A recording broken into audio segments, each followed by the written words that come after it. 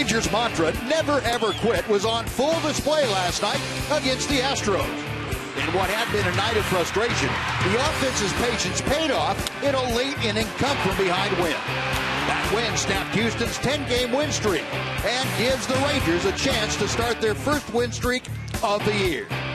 Former Astro Wandy Rodriguez will need to keep the hot Houston bats at bay as Game 2 from Minute Maid Park begins next.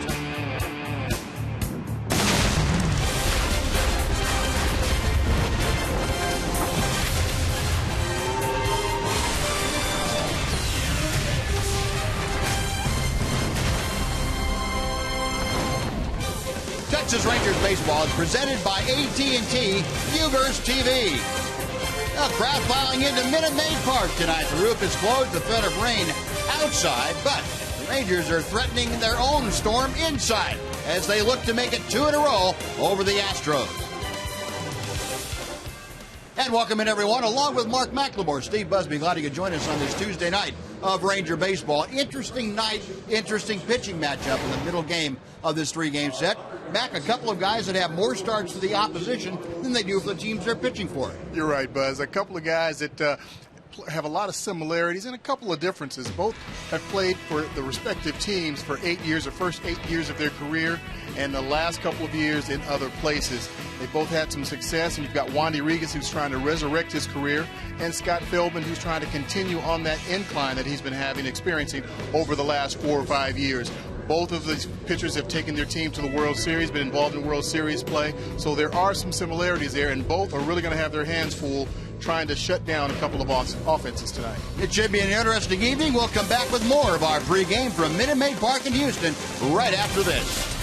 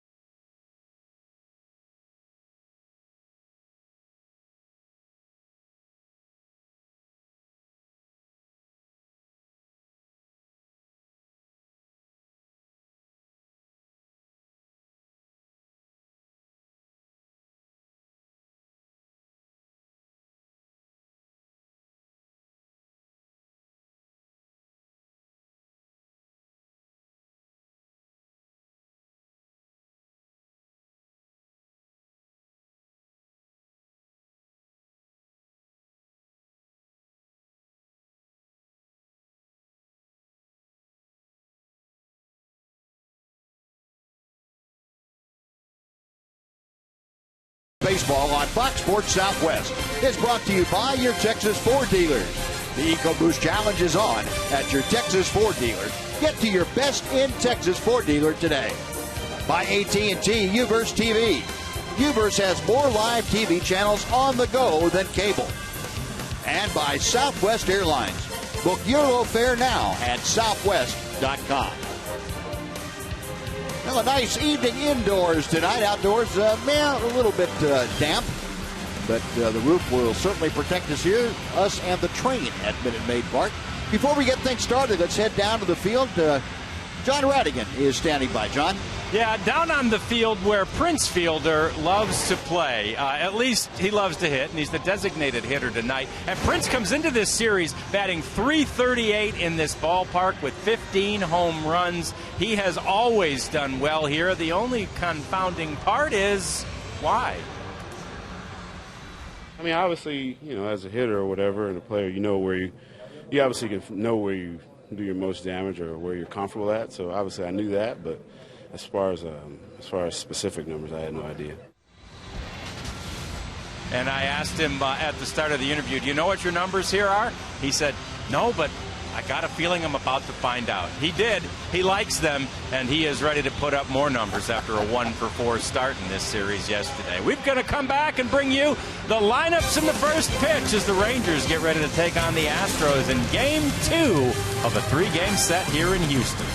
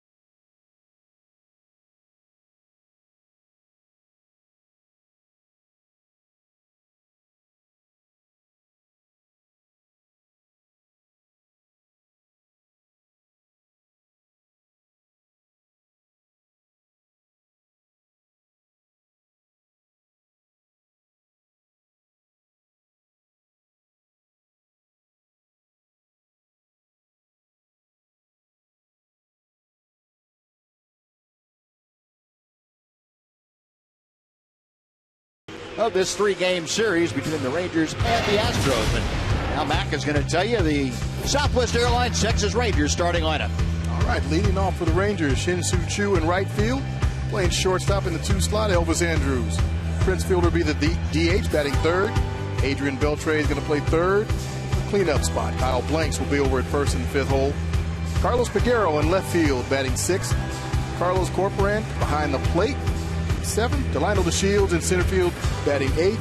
And Rougned Odor at second base, batting 9th. And the Rangers tonight facing old friend Scott Feldman, 32-year-old right-hander, in his second year of a 3-year contract that he signed with the Houston Astros. Came in to be one of the veteran mainstays of that starting staff. He has done an excellent job.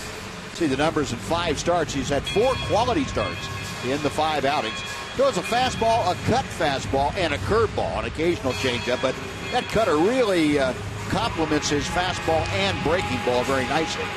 Gets a lot of ground balls, and the hitters will try to make him bring the ball up in the strike zone. That sinker, really a heavy sinking fastball that Scott gets a lot of ground balls from both left-handers and right-handers with. So you need to make him get it up in the strike zone, and then you can do some damage. But you swing at his pitches out of the strike zone low, it's going to be a short night for you. That's exactly what you've got to do. Get him up in the zone where he can do some damage. Now let's take a look at the Astros defense, brought to you by Steel this evening. Grossman, Marisnik, and Springer left, center, and right. Here's Carter at first, Jose Altuve, Marwin Gonzalez up the middle. Luis Valbuena is at third, and catching tonight is Jason Castro. So the same 8 in the field, or should say the same 7 out there with a different catcher, and of course Scott Feldman, a different battery tonight in game number 2. Rangers win it last night, snap a 10-game winning streak for Houston. The Rangers will try to get their first win streak going of the year. They have not won back-to-back games, the only team in Major League Baseball that has not done so in 2015. Shin-Soo Choo takes a strike, and we are underway down here in Houston. Choo started off last night's ball game with a ringing double off the wall in deepest left center field. Almost hit it out of here against Dallas Keuchel. Unfortunately, the Rangers could not score him from second base in that first inning. Here's the cutter from Scott Feldman. It's 1 ball and 1 strike. Choo at 147, a couple of home runs, 9 RBI, 5 hits in his last 16 times to the plate, and that followed it 0 for 21. And he lifts that one out of play, and the count moves to 1-2. You know, Buzz, I like what I've been seeing from Choo over the weekend and yesterday's ball game. He's squaring some balls up. He hit a couple of rockets at home, straightaway center field that got caught, right at the track, right at the wall. But he came back and hit a 3-run homer in that ball game as well. And ever since then, he's just been feeling very, very comfortable and looking a lot more like the Choo that we know. How do you get from being 0 for 21 and really being lost looking at the plate to a guy that's the same guy, but 2 days later he's swinging the bat completely different? I don't have that. I really wish I had that answer. I don't know how you do that. That's toward the gap in left center. That is down and going to the wall. Goes for the second straight night. Shin-Soo Choo hitting leadoff doubles to left center field, and the Rangers are at it again. To finish that point, it's amazing. That's why it's baseball. There's just not an answer. All of a sudden now, anything that gets thrown up there, he's whacking it in the gap for a double, and every player goes through it. I mean, you look at Adrian Beltre. The month of April, he hits about $150. Right. And why is he raking now? Don't know. It just happens that way. But whatever it is, it's working. And part of it may be as well where he's hitting in the lineup. Choo's primarily been a leadoff guy, and I think and I've talked to him a couple of times about it, and he's most comfortable in that leadoff spot. Well, he certainly looks comfortable back there now. There's no doubt about that. Well, he's at second. Nobody out. Here's Elvis taking strike 1. Andrus at 228, a home run and 6 RBI. Had good numbers against Scott Feldman. Those numbers 7 for 22. That's a 318 mark. And the flip side of that coin, Scott Feldman has had some of his better games against his former team in the Rangers. A bunt, and it's a good one. That is going to be a base hit. Perfect. And Scott Feldman hesitated, and it was going to be a tough play for him anyway. But the hesitation ruled out any possibility. And the Rangers now with runners at the corners and nobody out for Prince Fielder. Perfect bunt by Elvis. Got it in a spot where it didn't matter if Feldman fielded, and he's the one who really only had the chance. Valbuena, even though he was in, didn't have enough room. I mean, you can't roll the ball down that line any better than what Elvis just did there. It's a very difficult play for a pitcher to come that far going away from first base, whether you're right-handed or left-handed, to try and get that ball and then throw a strike to first base to get a runner as fast as Elvis. Oh, double, now a bunt single. Rangers at first and third. Here is Prince Fielder, the team RBI leader, looking for an early lead. Slow breaking ball, and that just missed. It is 1-0. Fielder at 354, 2 home runs, 11 RBI. Does have a home run against Scott Feldman, but just 3 for 11.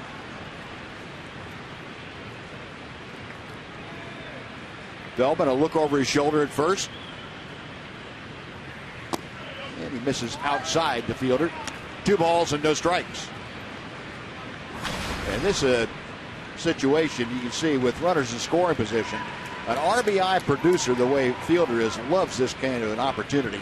455 the average for him this year, and he has Shin-Soo Choo down there at third, just 90 feet away.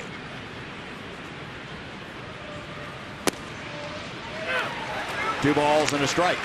You know, Buzz, and here's where the difference comes when you know about the guy hitting in front of you and a guy hitting behind you. What Feldman is thinking right now, Prince is really hot. Do I really want to give him anything good to hit, or will I take my chances against Beltre, who's also a great hitter that can drive in run, but it's righty on righty as opposed to righty on lefty. Feldman sets for the 2-1 pitch. Got him on the fist with that cut fastball, and now it's 2-2. Now, we didn't talk too much about it last night, Mac, but the shifts that the Astros employ, none more drastic, I think, than what they have against Prince Fielder. You see Marwin Gonzalez, the shortstop, a good 10 feet on the first base side of second. Leaves a gaping hole at the normal shortstop spot.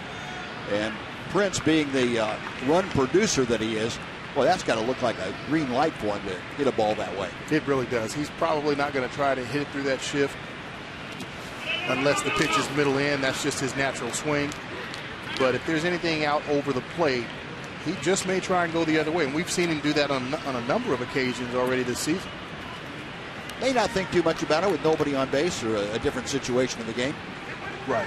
But, boy, you get a situation like this where a ground ball to short is going to be a base hit for you and produce a run. Not too much doubt he'll take advantage of that. Feldman comes set. He's ready. Elvis off first. He's on the move, and the pitch is lined to left field. It is slicing and fair. Jew will score. Elvis being waved around third. He will score without a throw. Prince Fielder, a two-run double, and the Rangers out on top in the first inning.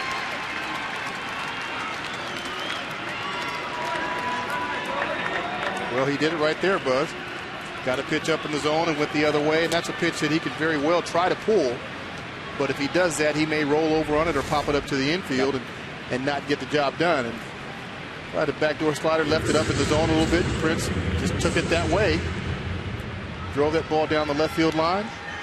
Picks up a couple RBIs. I think he gets really excited when he beats that shift like that. Yeah, I don't have any doubt at all, especially when it produces two runs.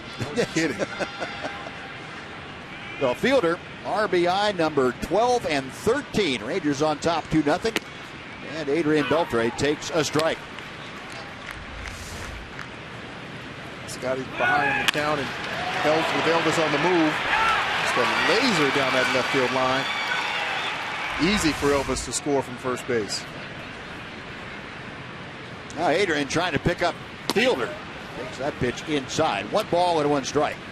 Beltre hitting at .218. He has gotten things back on the upswing. Hasn't had a whole lot of luck against Scott Feldman, though. Just 6 for 31 for Adrian. Different story against the Astros in general over the last couple of years. 2-1 the count. Beltre, since the start of 2012, has hit .348 against Houston in 45 ball games with the 11 home runs and 31 RBI. That's doing some damage. That Fielder right there at the bottom of your screen, getting his lead from second. A pretty good pitch on the outside corner, 2-2. You know, it's hard to explain why guys have some success against certain teams and even certain pitchers. But usually, most of the time, when you really think about it and break it down, a team is typically going to pitch a player, a hitter, a certain way as opposed to a pitcher. Typically, when it's a pitcher doing something different than the team, it's typically a veteran guy that's faced that particular batter a lot and has his own way of dealing with that hitter. Yeah, 3-2 now to Beltre. Yeah, I agree with you, Mac. There's a general philosophy I think you develop when you have the team meetings. You have hitters meetings and pitchers meetings. You go over the idea that okay, here's how we, in general, will pitch these people in the pitchers meetings. I agree with you. And guys that you know want to follow the book stay with that idea. They don't try to change it too much. Payoff pitch, and Beltre pops one to shallow right. Altuve going out, and second baseman makes the grab. That is the first out here in the Ranger first inning. They'll bring up Kyle Blanks.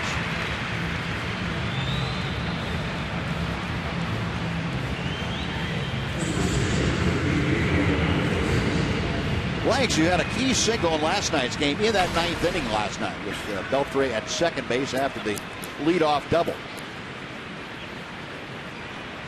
Blanks hitting at .316 for the year. After 3 games, he was tied for the team lead with 2 home runs. Didn't take him long to climb up the ladder. Check swing, it's a strike anyway, 0-1.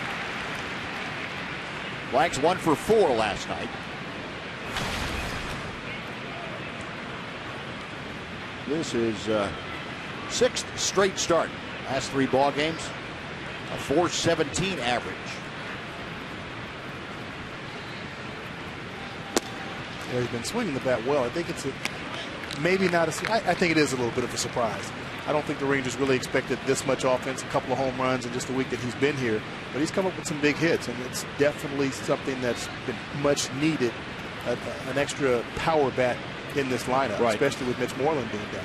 Well, I think the Rangers got him at the right time, too. He had been tearing the Pacific Coast League apart. Hard hit ground ball up the middle by the guy to the shortstop. Fielder coming around third. Here comes the throw. The tag. He is out at the plate. Now that might be room for a challenge on that one. Looked like the tag might have been applied after Fielder had gotten the foot in. And Jeff Bannister up on the top step of the Ranger dugout. But what a throw by Jake Marisnik, though, the center fielder. Marisnik did exactly what you're supposed to do as an outfielder. You've got to come in, you've got to charge that ball, especially if it's not hit particularly hard. You don't want to hang back and wait for that ball to get to you. You want to charge it and cut down that distance. And he comes up and throws a laser, a one-hopper. Right there, a short hop Castro, and he picks it and applies the tag. And it did look like Prince got that leg in front in there before the tag. I think his foot went over the plate. Back, watching it just from the other angle, see if that foot stays up in the air a little bit. Yeah, it was up in the air when the tag got applied. So there will be no challenge, and Blanks will be at second, taking Fielder's place out there with now 2 outs after the fine outfield assist by Jake Marisnik. Carlos Peguero is the hitter. That last night we saw Marisnik, the center fielder, uncork a couple of throws. One was a little bit wide, but boy, he showed off a great arm, and there he had it right on the target. He did. He's got a great arm, and he's got great mechanics out there in the outfield.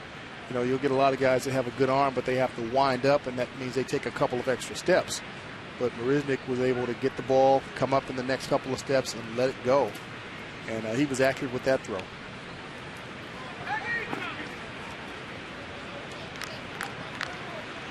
Now Castro going to go out and have a chat with Scott Feldman momentarily. Carlos Peguero, a 171 average. He has been mired in a pretty good slump of late. He had just won for his last 23 times to the plate. You've seen his batting mark drop from 417 to 171 over that streak. Cutter straightens him up. 1 ball, no strikes.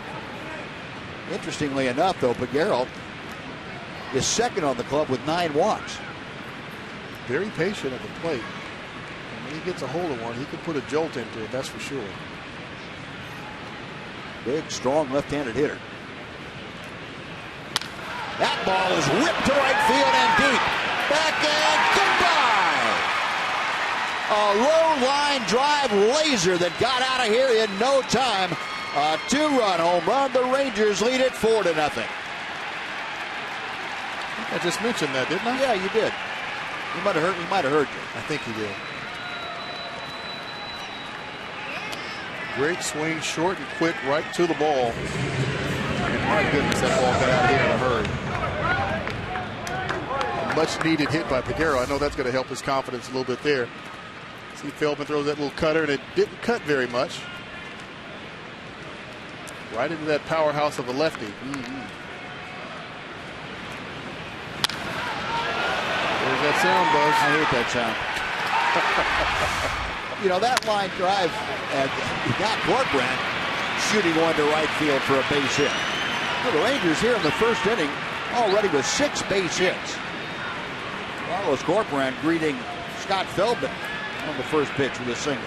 I like it. They're coming out being very aggressive, and Corcoran may have a little bit of an advantage because he's caught Feldy, so he understands exactly what what he's going to throw, and not necessarily win, but he knows his pitches. And I always thought that catchers have an advantage over a guy that they've caught before. Sure, it would make sense. Not only do they know what his stuff looks like coming toward home plate, they know his temperament too.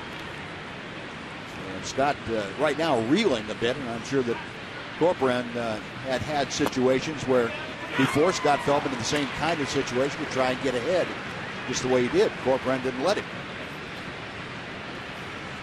So Delino DeShields, the 8th hitter to come to bat here for the Rangers in the first inning.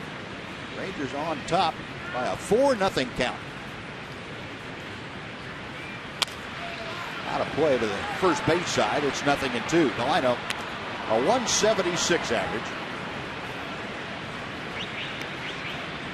In case you missed it, Leonys Martin rolled his left wrist last night, sprained it, and the x-rays were negative. Rangers listing him right now as day-to-day. He's got a little brace on that wrist to take the pressure off of it. But DeShields getting the chance to start a ball game tonight.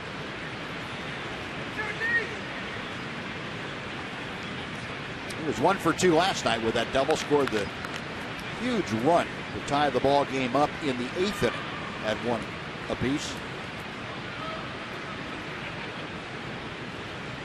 A ball and 2 strikes. Corcoran going to second, and a little bit of a misread on his part. That ball didn't get away from Castro very far. Castro had pretty easy pickings. No, the Rangers, though, come up with 4 runs in the first inning, and the big blow, the 2-run home run by Carlos Peguero. We'll go to the bottom of the first. Rangers 4, Astros coming up.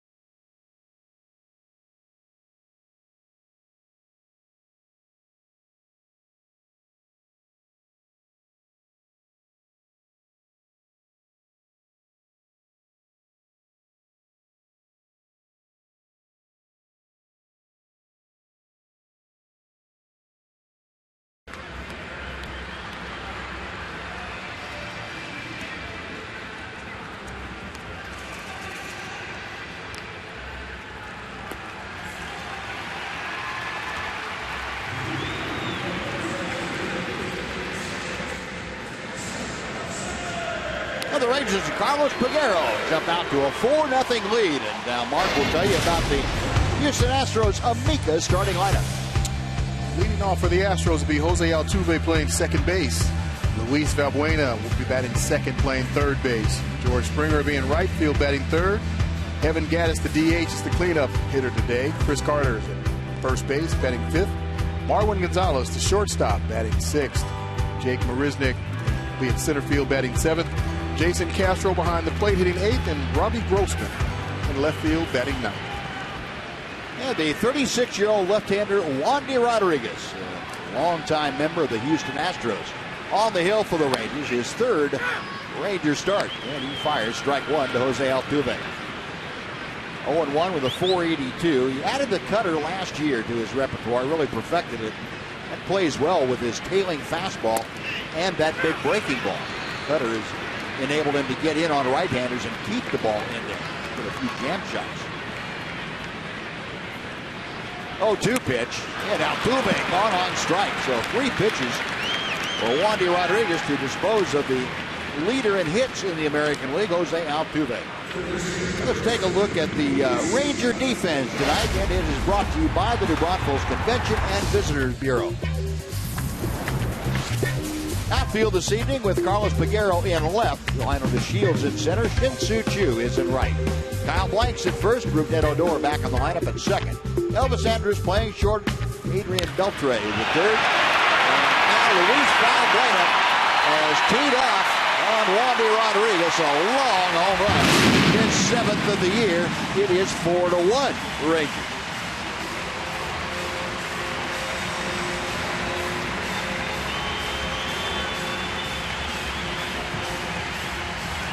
Wandy Rodriguez, it took 3 pitches to get rid of one of the hottest hitters, one of the best hitters in baseball, and Jose Altuve. And the very first pitch to Valbuena, Valbuena jumped all over that one. Trying to go away with it, left it middle in, out over the plate. Valbuena jumped all over that. And first ball swinging, George Springer pops one into shallow center. Behind the Shields there to make the grab. That's out number 2. Hey, one thing, the Astros team mentality after getting down 4-0 is let's go out and swing the bats. Swing it. See what happens. They're not waiting on much. No. Had a total of 5 pitches and 2 outs and a home run. You gotta like that as a pitcher. Oh yeah. Maybe not the home run, but 5 pitches. Yeah. Evan Gattis now at the plate. He's swinging at the first pitch, and that's out of play to the right. Gattis handling the DH chores. He was tied for the team leadership with 6 home runs, but Luis Valbuena capped him by 1. Because when a team comes out, first 3 batters are just swinging. What does that tell you? Well, it tells me that they have an idea, first of all, of what they want to swing at. Assuming they're not swinging at breaking balls in the dirt if I'm throwing them. But secondly, that they don't want to get behind. They don't want to have to think at the plate. They want to go ahead and swing at the first hittable thing they see so that they don't have to get down to in the count and work that way. It's a way to try to be aggressive, and most of the time it works. If you get a veteran pitcher out there that understands that, it makes a pretty easy picking. Well, the home run does the damage in the first inning, but we'll go to the second. It's now the Rangers 4 and the Astros 1 on Fox Sports Southwest.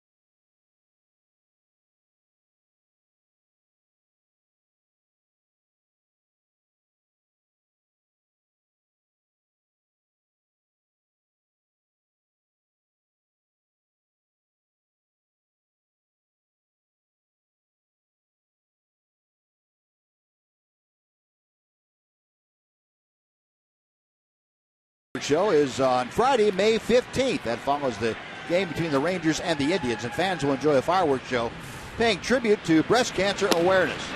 Get $14 upper reserve tickets using the online coupon code FIREWORKS at TexasRangers.com/specials. Well, Delino DeShields, who was left standing at home plate when Carlos Corcoran was shot down trying to advance, starts things off here in the second. Has a 2-0 advantage. Back when you asked me about swinging at the first pitch for a team that comes out that's down 4-0, what that tells you as a pitcher.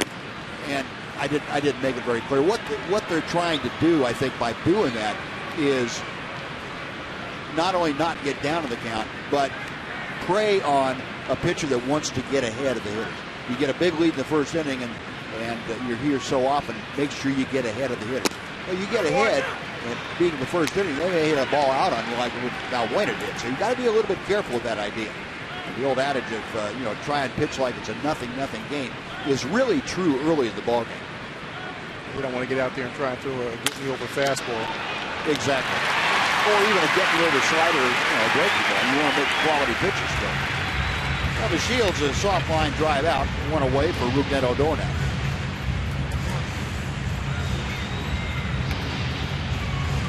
Rougned had most of the game off last night. The fans were saying today he unplugged him and would have liked to have had him a couple of days out of the lineup, but Rangers just don't have that luxury. They don't have enough depth to have their starting second baseman out of the lineup consecutive games. Yeah, it's pretty difficult to do, and a lot of times, that helps. A young player, Odor, remember, he's just 21 years old, and he's struggling a little bit. It can be a little difficult to keep that confidence, going. You saw it with Chu, a veteran player. He's come out of it, but with a young player, he doesn't have that track record yet of being able to deal with that, handle it, and bring himself out of it. So sometimes you've got to tell him, hey, stay in the clubhouse today. Don't take batting practice. Don't take ground balls. Just, get your mind off of it. You've got the day off, unless I need you late. Right.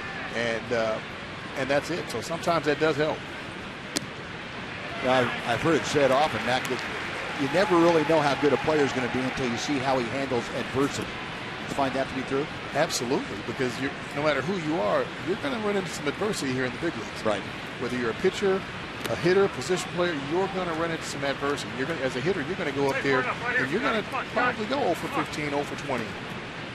Some of us have been 0 for 35, so, it happens. But how do you handle that, especially a young player? You're going to deal with it, and that's why I love to see a young player struggle in the minor leagues. Right. How do they react to it? Yeah. Do they bring themselves out of it? How long does it take them to get out of it? Is it a confidence thing, or is it, mechanics? So being able to go through struggles at the minor league level teaches you how to come out of it. So when it happens to you, I said when it happens to you at the big league level, you've experienced it before, and you're better able to handle it. Rougned caught looking at that fastball, the cut fastball from Scott Feldman. Came in the back door, and that is out number 2.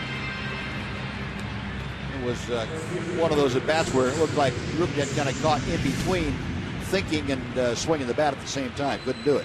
Yeah, it looked as though he was trying to be patient, and he's not typically a patient hitter. He's an aggressive hitter. Right. He sees something that he likes, he goes and hacks at it, and sometimes that's what happens when you start, struggling a little bit. You say, okay, well, I'm going to take some pitches, and I'm going to look for that perfect pitch. When if you're already an aggressive hitter, you pretty much have to stay aggressive. It would seem there's a danger that you would equate being patient with non-aggressive. Right. There is. It's a difficult line that you have to walk. But when you're that aggressive hitter, that's just who you are. If you're a guy who's going to take 3 or 4 pitches per at bat, then it's okay if you continue that.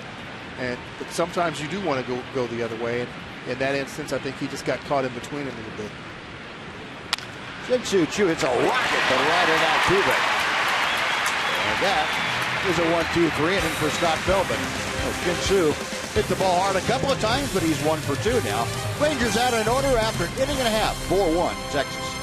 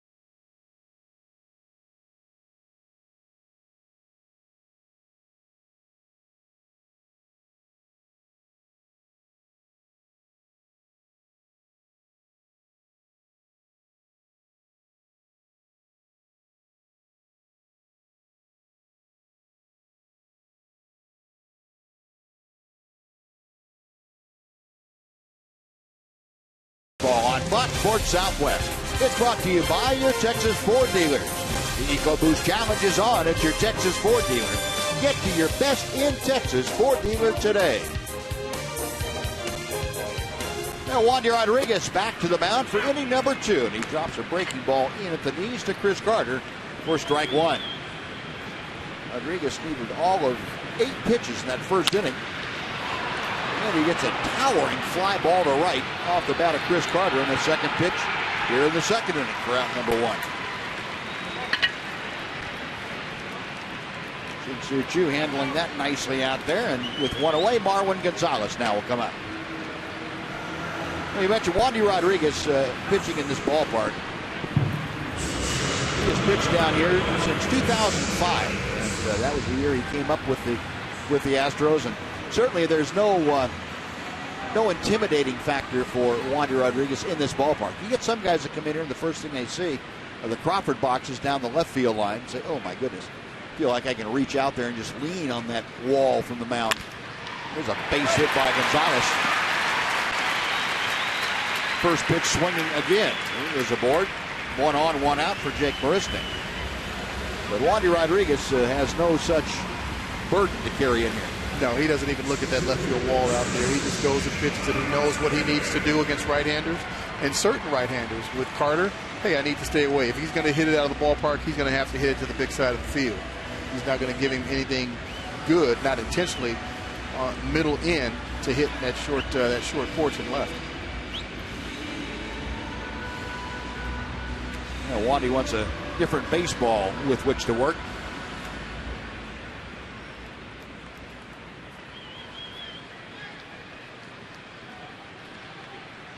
Now, Jake Marisnik, a .366 hitter. He had his 11-game hitting streak snapped last night. Tries to bunt his way aboard, pushes it into the seats. Nothing in 1.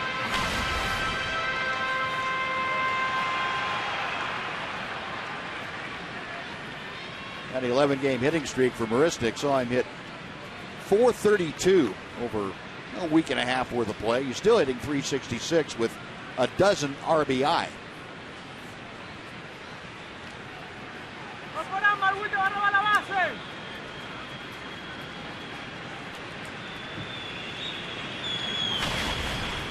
No balls and a strike. As Rodriguez checks first.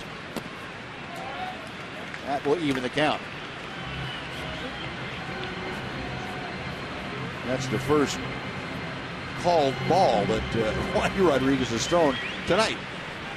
Here we are in the second inning. He's already thrown 13 pitches and has 4 outs. Again, a check of first. The pitch high. It's 2 balls and a strike.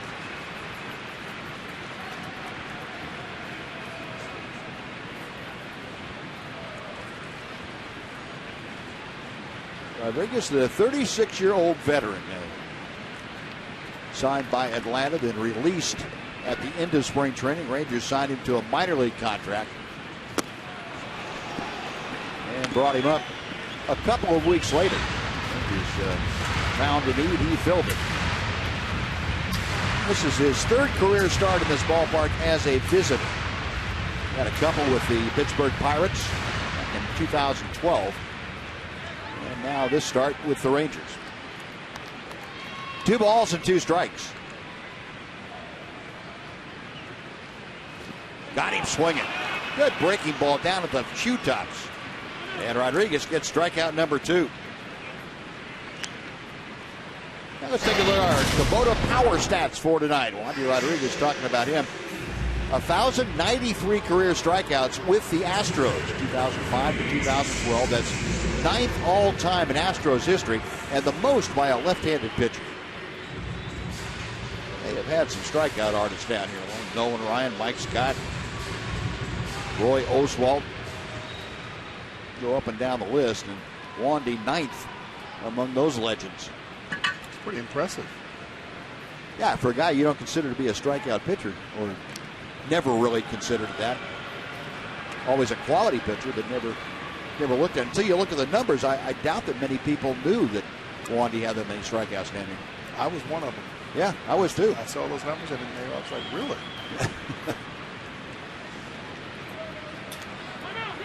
A time called, Carlos Corcoran, and 3 people in your picture right there with Jason Castro, Carlos Corcoran, Wandy Rodriguez. Formed a pretty good triumvirate for a couple of years. The 2 catchers and the left-hander on the Astros staff. Castro, a .215 average. Gets fisted, loops one down the left field line and slicing, and it's a fair ball headed to the corner. Being waved around there. Now the stop sign is put up. Gonzalez had slowed coming around third. And once he was being waved home at the time, Gary Pettis throwing out the go sign, and Gonzalez said, no, I got to stop. And then Pettis, okay, got to stop. And a lot of times, you're a better judge of whether you should go or not than your third base coach. If you're watching the ball and watching the play, that play right there is in front of Gonzalez, and he sees what's going on. Now, he may not have seen Figueroa bobble the ball there, and that was why Gary Pettis just kept his arm going. Although he probably would have been out, so I think Marwin probably made the right decision. But Gary's an aggressive third base coach. He likes for those runners to go. He likes to send them. 2 outs, runners at second and third. Robbie Grossman, the hitter, a switch hitter from the right side, takes a bit high for ball 1. Grossman 1 out of 3 in last night's ball game. Off to a slow start offensively, just 154. Checked his swing on the breaking ball. And the appeal down at first. And Mike Winters said, no swing. 2 balls, no strikes. Now this is the guy that Wandy Rodriguez wants to go after. The number 9 hitting Robbie Grossman. If you happen to lose Grossman by any chance, then you've got to go back to the top of the order for Jose Altuve, and that's not a good idea. Not really what you want to do. That's in the dirt. It's 3 balls and no strikes.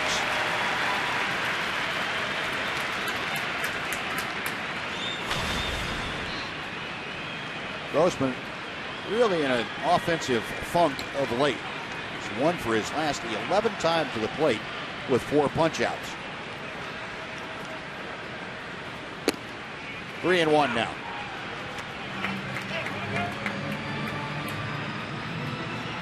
You know, you still got to be careful with Grossman.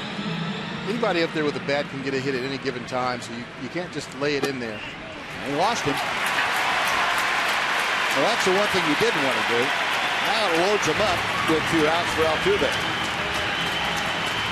First walk for Wandy Rodriguez. He's not really pleased with himself. You can tell by the body language. He's going to take him about 10 seconds or 15 seconds of talking to himself to kind of calm down. Yeah, he's the kind of guy, he's a little emotional out there. And a lot of times, especially with a veteran guy, I don't mind that because they know how to get it under control and channel it, as opposed to a younger guy, when they get upset and they get emotional out there, that's what they're thinking about, as opposed to, okay, what pitch I have to execute next. Yeah, I think you see a veteran, as far as pitchers are concerned, they take the anger and turn it into determination, where I think young pitchers take the anger and turn it into frustration. Right. And Wandy Rodriguez, the former, certainly can handle that very well. Altuve went down swinging on 3 pitches his first time up. Bases full, 2 outs. Rangers leading 4-1. And Altuve rifles one to left, but he hooked it foul. Pitch up around his eyes. He tomahawked it foul. That's not a good spot. No.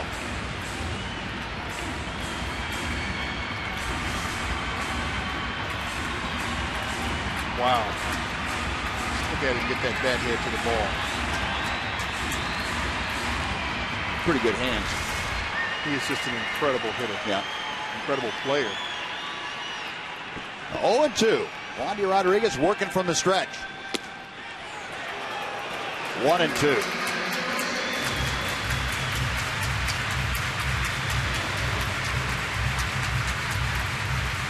Well, Rodriguez trying to work around a single double walk here in the second inning. Wants to maintain that Ranger 3-run advantage, if at all possible. Gonzalez, Castro, and Grossman, third, second, and first. And a breaking ball on the dirt, and Altuve had seen that enough times where he just kind of leaned on that one. That's the scary part about this guy as a hitter. I mean, you look at him and you say, okay, he might be 5'5", 5'6". It really doesn't matter at all. Yeah. He's a lot like Chu, where he can really wait on that ball to get right to where he wants it. And he's so short, quick, and powerful to the ball, it pretty much doesn't matter what pitch you throw to him. He really, a lot of times, has to get himself out. Little tapper back to the mound. Rodriguez fields, throws, and caught him. Nice play by Wandy Rodriguez to get the speedy Jose Altuve. Leaves the bases full on 2 hits and a walk. Will go to the third. Rangers 4, Astros 1.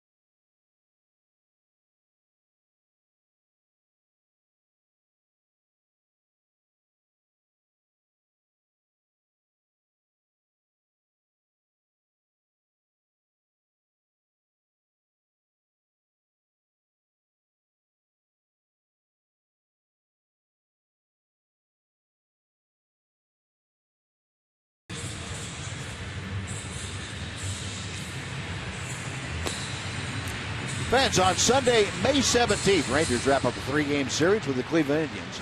And it's also the first kids giveaway of the season. The first 7,500 kids 13 and under will receive a U t-shirt.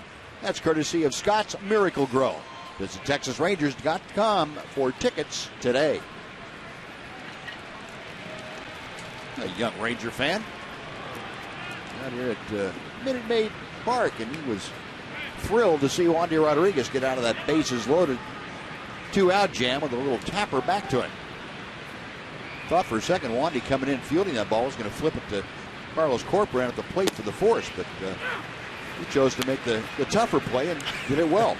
That was definitely the easier play, just coming in and flipping it instead of trying to get a speedy Altuve going to first. But hey, that's a veteran guy. Ice water in his veins. There you go. Didn't bother him at all. There you go. Didn't rush it. See the little tapper? He comes to it, gets set, step and throw, throws a strike. Nice play. Elvis Andrus leading things off here in the third inning. He takes outside. It's 2 balls and a strike. Elvis had a bunt base hit in the first inning. Scored a run. He was up there with Chu at second, nobody out. Dropped a perfect bunt down the third baseline. It went into no man's land as far as Scott Feldman and Luis Valbuena were concerned. Elvis, his last 13 ball games, hitting up near 300.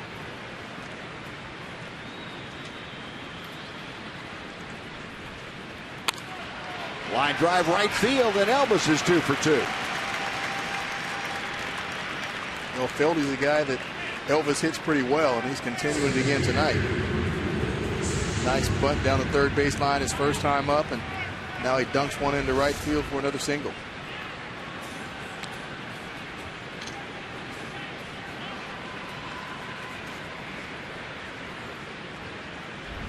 A little soft service shot out there, a little lob shot. but Elvis will take it. He will not give that one back. You know that old saying, looks like a line drive in the box score tomorrow. Exactly right. He's had enough of the line drives that were caught already this year. Here's fielder Prince. Drove in the first 2 Ranger runs in the first inning with an opposite field double. The fielder now with 13 RBI, the average at 360.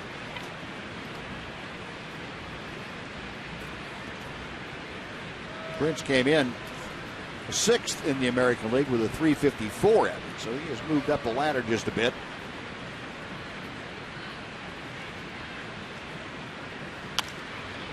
Got him on the fist. Feldman with that cutter in there.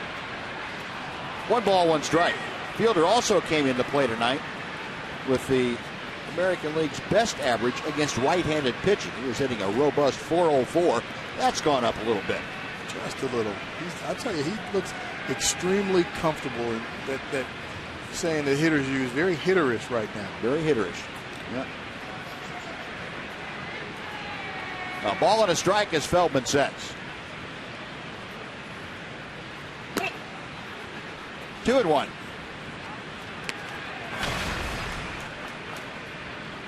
And the 5-game hitting streak for Fielder. He is now a 500 hitter over those last 5 games.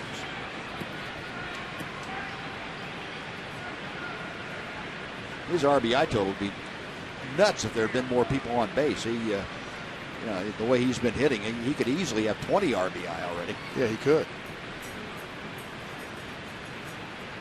2-1. Tried to time that slow curveball and nubbed it off the end of the bat foul. And Fielder, another one of the averages that went up with that base hit in the first inning. With runners in scoring position, Prince is now 11 for 23. He was 4th best in the American League.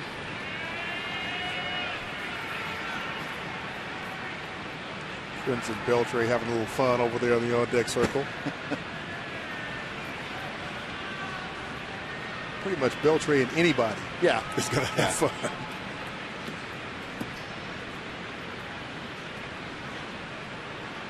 Adrian has a lot of fun with everybody until he gets in the batter's box. And he and the pitcher are not going to have fun. Or you touch his head. Or you touch his head, yeah.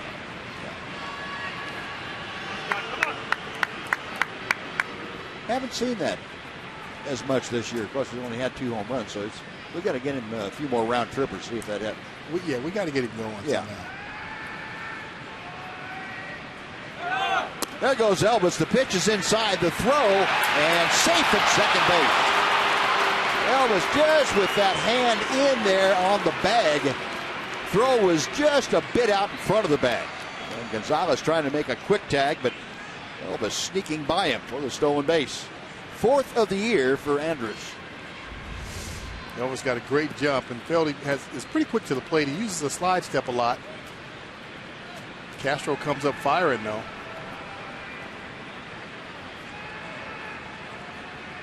Yeah, the ball came out too. That works even better. Yeah, that removes all doubt. Well, 3-2 now, the count to Fielder. He rolls over on that one, but he gets the job done. And Elvis on to third. Prince grounds out to Altuve. That is out number 1 and sets up Adrian Beltre with an RBI chance. And before Adrian steps in, let's send it back to Dana Larson for a Mazda game break.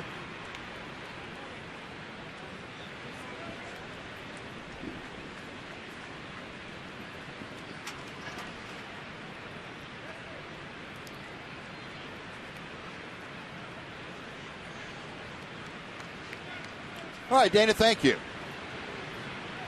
Adrian Beltre trying to regain the 4-run advantage that the Rangers had after the first half inning. Line drive down the left field line, a fair ball. Andrus scores. Beltre headed for second. He is in standing with an RBI double. The Rangers lead it 5-1. That was a rope off the bat of Beltre. How does he do it? Goes in there swinging at the first pitch, and that's ambushing somebody. But I think he really had a good idea of what Feldy was going to try to do. The pitch is down in the zone, not quite as low as he wanted, as Feldman wanted it. And Beltre jumps all over it. So Adrian with his 5th RBI of the year, and the Rangers do regain that 4-run advantage. Now here's Kyle Blanks, who singled and scored in the first. 0-1.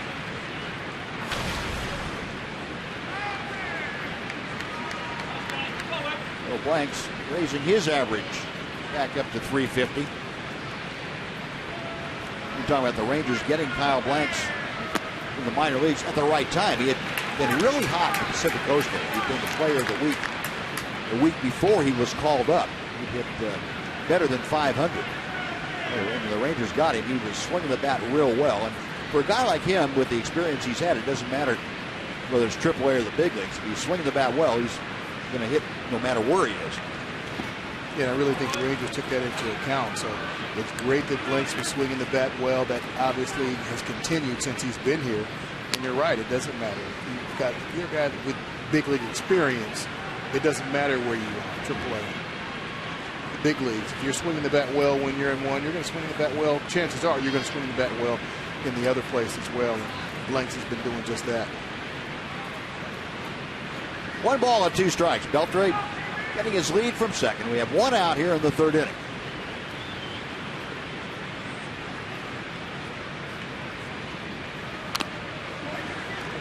Fouled off into the bat and back to the screen. Still a ball and 2 strikes. Well, Scott Feldman has had a rough go of it so far. 59 pitches. He's not quite out of the 3rd inning yet. There's just 1 out in the 3rd. Rangers have hit the ball hard. They've hit it out of the ballpark once. And they've had some good fortune on the couple. Tonight, 5 for 7 with runners in scoring position. For the Rangers, the last 2 ball games, about 3 for 26. Wow, they've blown that one out of the water tonight. And, the good thing about it is, even though they were 3 for 26 in the last 3 ball games, well, they had 26 guys on base. Yep. And that's half the battle. Yep. You could be getting, not having anybody on base, and then what do you do? But at least they're out there, so you've got the opportunity to drive them in. And so far tonight, they've been on fire doing that.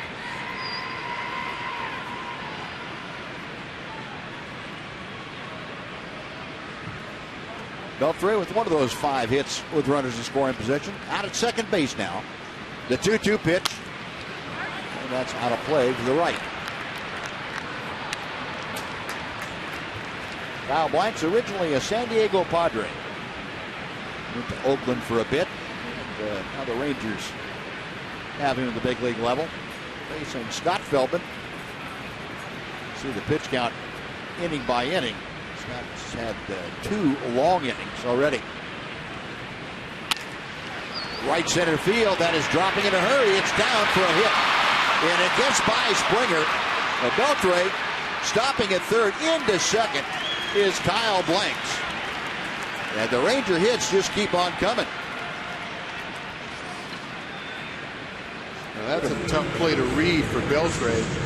People are thinking, why didn't he score on that one? Well, Springer's got great speed, and at that angle that Beltre was at second base, you don't really know if he's going to get to it and make the play.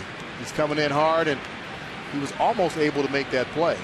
And the ball got by him, but Marisnik was very alert, backing up Springer on that play. That's going to be a single and an error. The first error of the ball game committed by George Springer in right field. Blanks at second base. Beltre at 3rd, and Brett Strom, the pitching coach, out to have a chat with Jason Castro and Scott Feldman. Scott having a rather rough go of it here tonight. Hasn't happened this way very often when he's pitched against the Rangers. He has treated his former team pretty rudely. Well, folks, baseball season is back, and so is MLB Whip Around. Tune in every weeknight for highlights, instant analysis, live look-ins from around the league. A new season of MLB Whip Around is here, weeknights at 6 p.m. on Fox Sports 1 and streaming live on Fox Sports Go. Now we're set. Carlos Peguero with the infield drawn all the way in. Couldn't check his swing, and it is 0-1. Peguero launched his first home run of the year, a bullet into the right field seats. A 2-run blast in the first. He has Beltre at third, Blanks at second. Got to look at the defensive alignment. I'm not sure I'd be real comfortable being either Altuve or Chris Carter up at the cut of the grass with this big guy swinging a bat from the left side. I know I'm not comfortable at second base. And Carter, he can't be comfortable. He just can't be. No. Not that close. That's really close. Actually, I think Altuve actually will back up a little bit and give him a couple of steps, to the dirt. Doesn't take a ball very long to get off the bat of a guy like Peguero and travel the 95 or 100 feet that it would have to Altuve. 1 ball and 2 strikes. Now AT&T Uverse Rewind. How about back in the first inning? Folks in the NFL would be real unhappy with that if it were a punt because it had no hang time.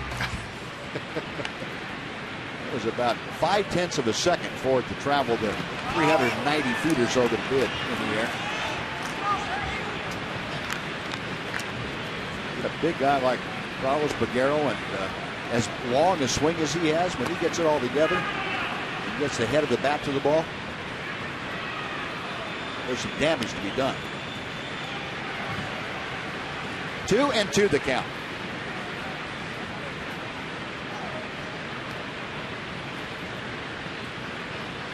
Feldman from the stretch. And the count is now full.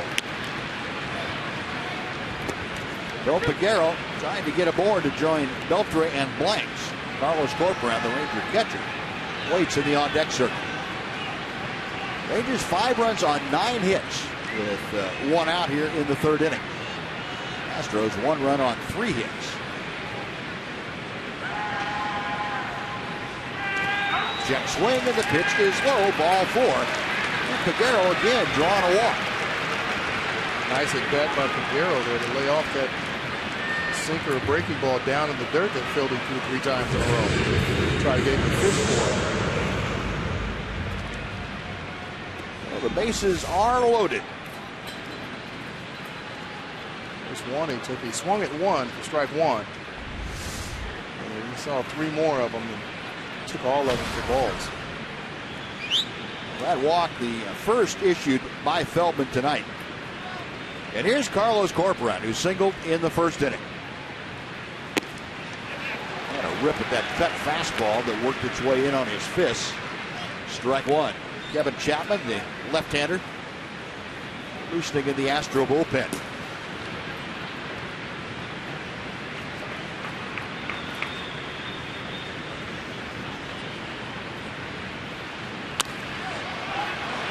Fly ball deep enough to left center field. That should score Beltre. Marisnik with a catch. Beltre coming down the line. The throw goes into third. Adrian crosses home. The sacrifice fly from Corcoran.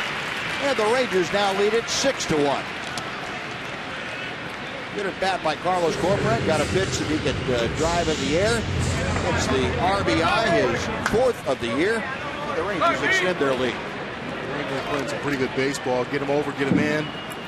Couple of sacrifice flies on the day already, just getting the job done, doing what they have to do. You saw Prince earlier get Elvis over to third base. He's out at second base with nobody out. That's how you win ball games. Well, runners now at first and second. Deliner to Shields for his second at bat. A line drive the shortstop his first time, and he checks his swing on the curveball. It is 1 ball, no strikes.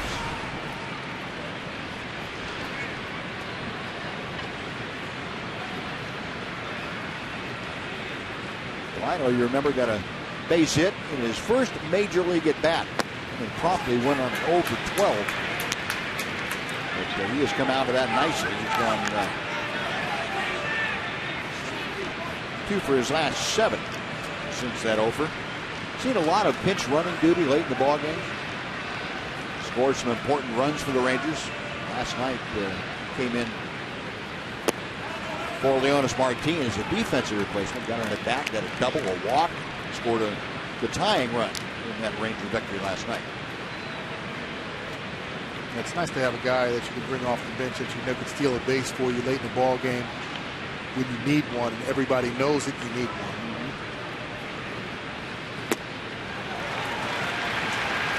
2 balls, 2 strikes.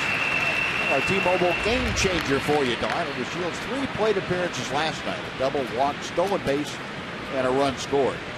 3 stolen bases this season. That ties him for second on the Ranger club. Well, it did tie him for second until Elvis stole his 4th base tonight.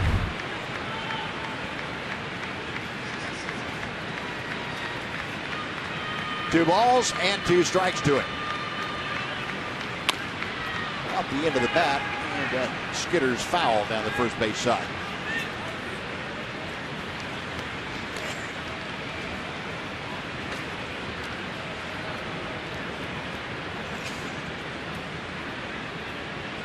Well, Scott Feldman with 29 pitches in the first inning, 33 in this inning. He's up to a total of 76 already. He is not out of the 3rd inning yet. 2 balls and 2 strikes. Check swing, he went around. Steals the backstop his swing. That'll do it for the Rangers, but they put 2 more on the board on 3 hits and lead 2. After 2.5, Rangers 6, Astros 1.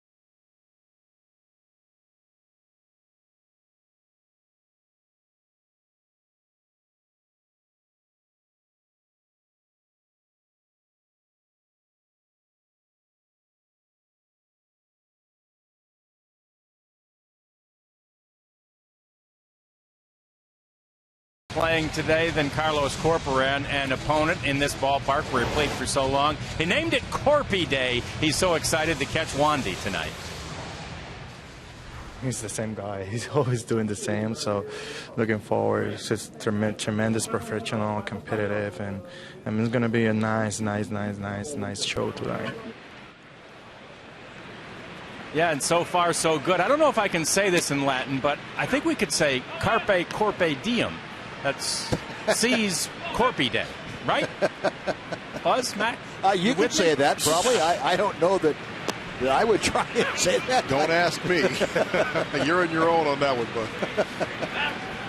Sounds like a really expensive meal somewhere. Wandy out there with Corporan behind the plate, and Corpy accepts that one, and it is strike 3.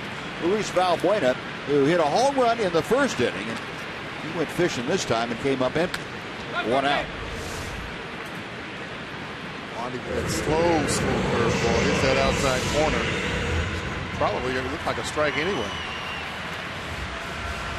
Well, for Rodriguez, his 3rd strikeout tonight. He's had 1 in each inning thus far. And here's George Springer, who skied to center in the first.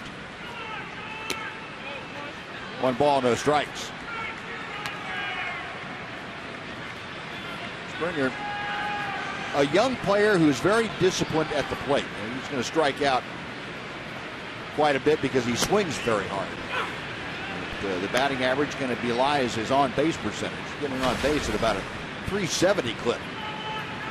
Hitting only 196. A lot of walks.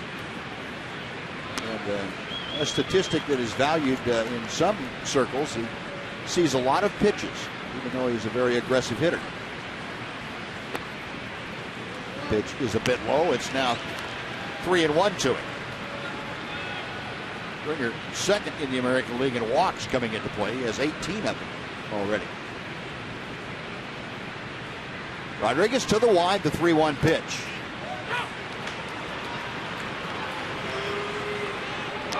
Full count. Springer hitting third in the order. He'll be followed by the DH, Evan Gattis.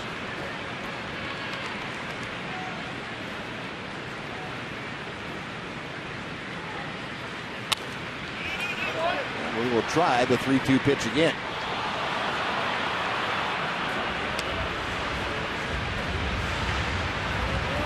Springer, one of the young products of what was a very loaded organization, minor league organization. We started to produce year before last. And certainly Springer's come up, and we've got a couple more in the minor league system, most notably Carlos Correa, a shortstop. They're getting ready to bring up at some point. Springer out on a fly ball to right, 2 away. The Astros have done a tremendous job, not only drafting players, but even trading players. Look at Marisnick, the center fielder, came over to trade from Miami, and he's fit right in. So they've got a really, really good, better than good core of young players, led by Altuve at second base, who's been here a couple of years and shown exactly what kind of a player he is. That means one of the best players in the game. And with Springer and Marisnick out in the outfield. And then you've got Grossman out in left field as well. I know his numbers are down right now, but he's a pretty good prospect, and he was, considered probably the best one there. And then Correa down there in the minor leagues. So they've got some young talent on the player position side, and even some on the pitching staff as well. Yeah, some of the younger pitchers they have used to trade up Cosart for one, brought Marisnick over to trade with Miami last year, and that's one of the things that the Astros have made a determination that young pitching was probably going to bring more in return than young position players at this point. So they were willing to give away a couple of the younger pitchers or use them in trades. They still have people like Colin McHugh and, of course, Dallas Keuchel, who we saw last night, young products of the minor league system. And they have a few more down there that apparently are not too far away either. 2 balls and a strike to Evan Gattis, who flied to right field in the first inning. 2 outs, bases empty. Wandy Rodriguez missing high. It's 3-1. If Gattis is able to extend this third inning, Chris Carter, the big first baseman, waits in the on-deck circle.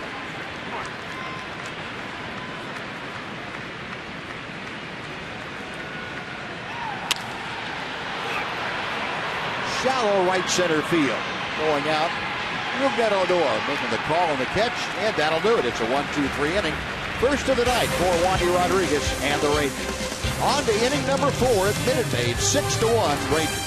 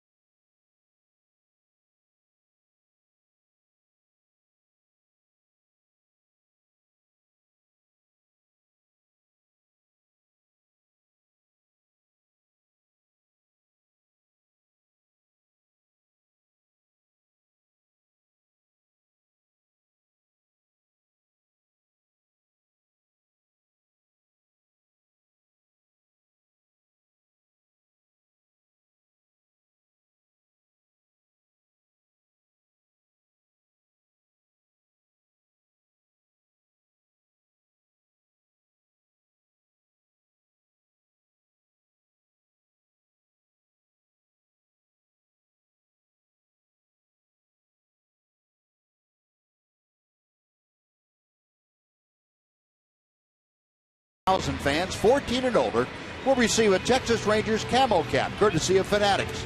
Join us at Globe Life Park. The Rangers take on the Cleveland Indians, and you can pick up your Rangers camo cap. Get your tickets at TexasRangers.com, or you can call 972-RANGERS if you prefer. Well, Scott Feldman's night is finished, and the 27-year-old left-hander Kevin Chapman has been summoned from the Astros bullpen to take over. Chapman, in his last outing, had an inning of shutout baseball against the Seattle Mariners. Chapman, originally with the Kansas City organization, came over from the Royals to the Astros in a deal that sent Jason Bourgeois on to Kansas City. That was back in 2012. And made his major league debut the next year with the Astros. Rougned Odor, a strikeout his first time up there. And that topper foul evens the count, and a ball and a strike. Kevin Chapman, a 6'3" left-hander out of Coral Springs, Florida, went to the University of Florida. He was drafted in the 4th round by the Royals back in 2010.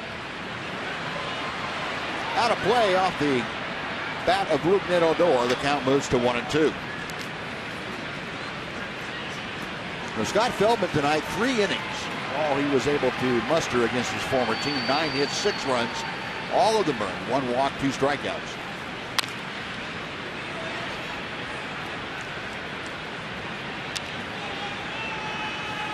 He's up there battling Chapman, tough left-hander.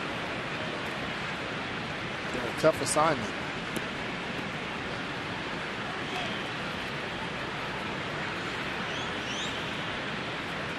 Chapman from the stretch, the 1-2 again.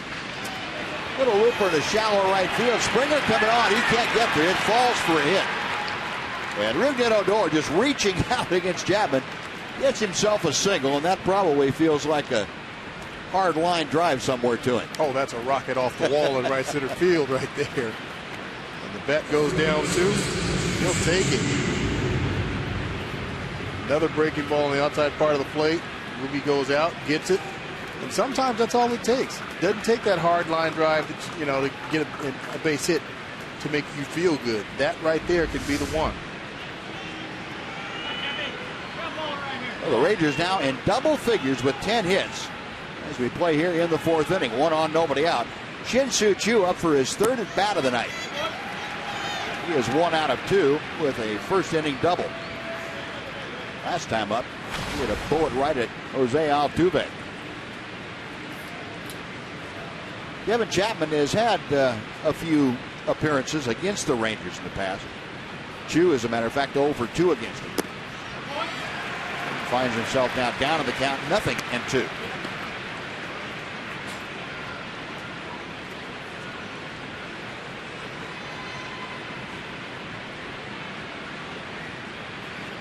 Shin-Soo has raised his batting average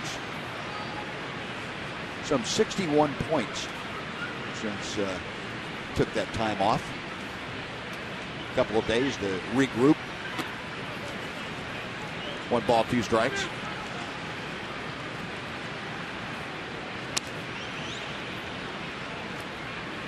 But he does look like a totally different hitter since he has got things going. Dave Magadan and Bobby Jones spent a lot of time with him in the cage, but the majority of the work was done by Shin-Soo Choo, and getting his head right is what I see the difference being. Yeah, and I think that's usually what it is. It's very rare. I won't say very rare, but a lot of times, or most of the time, it's a mental issue with a player when they're not doing well. You very rarely have to change, make any major changes mechanically, whether you're a pitcher or a position player. You very rarely have to make major changes at the big league level. Typically, it's between your ears. Well, you know what Yogi used to say? Rougned is caught off the throw, and they got him at second base. A 1-3-6 on the caught stealing. Odor's going to hang around out there just in case there's a challenge and somebody I think it was waving his hand for Odor to come back to the bench. Might have been Prince. Just come on back in here. Yeah, I don't know that was very close. Well, yeah, it was very close. Yeah, they're not gonna use the challenge apparently there. Anyway, you're talking about the mental side. You know what Yogi Berra used to say. He said half this game's 90% mental. And Shin-Soo Choo gone on strike. So very quickly after the caught stealing and the strikeout, 2 away bases empty. And Elvis coming up. Elvis 90% mental. Yep. That's pretty good. Which, in my experience, that's just about right.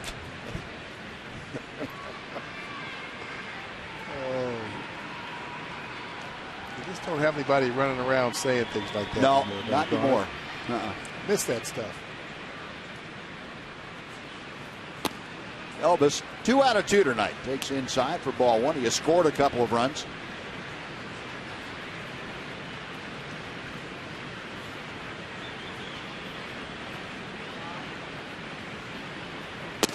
And Chapman slings a sinking fastball in. 1 ball, 1 strike. Elvis, a bunt single in the first. Line drive single to right in the 3rd inning.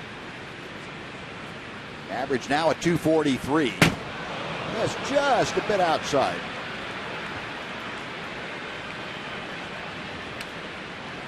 Kevin Chapman saying, how could he take that pitch? It's my best pitch. Yeah.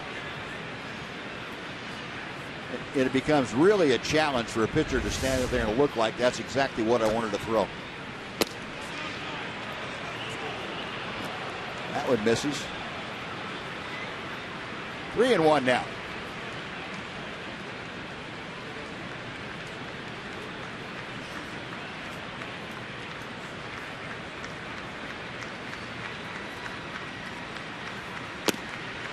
Three and 2. Well, if Elvis can get aboard here with 2 outs, Prince Fielder would get a shot at Kevin Chapman with a runner on in this 4th inning.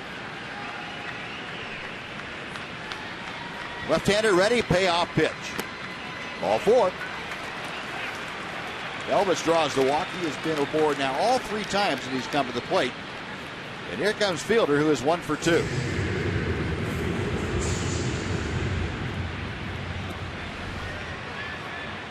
Now our DraftKings player to watch. How about go to DraftKings.com and enter the promo code D-Town. How about Jason Kipnis tonight?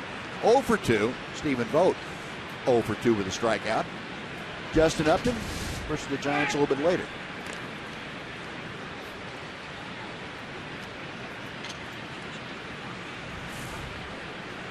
And Zach Greinke. 4 innings of work, 1 run, 4 strikeouts.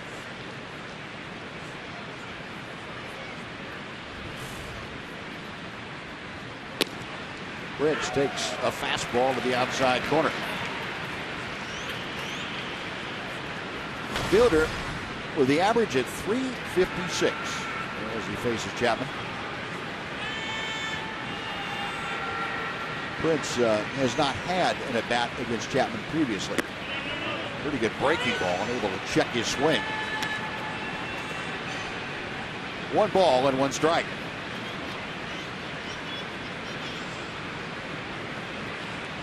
Fielder got the Rangers scoring started this evening with a 2-run double in the first.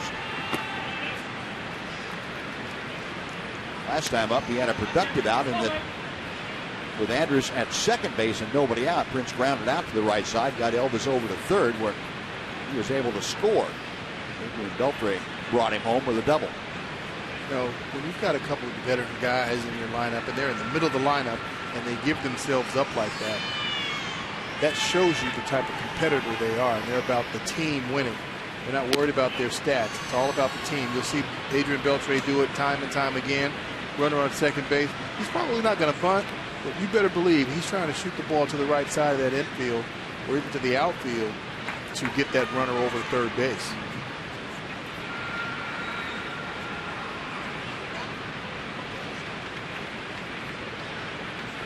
Three balls and a strike. Fielder waiting. Now back. Yeah, and that's a quality that's pretty difficult to quantify. Pretty tough to look at a guy and say, yeah, he has the desire to do that, to do whatever it takes to win. Yeah, that is tough. You've got to see him go out there and do it day in and day out, and that's exactly what the two of them do. And up until last year, Prince, was the Iron Man of baseball. Right. Playing pretty much every single day for 8 years. 3-2 pitch called, strike 3, and Prince knew it. Chapman gets the strikeout. Rangers get a hit and a walk, but Strand won.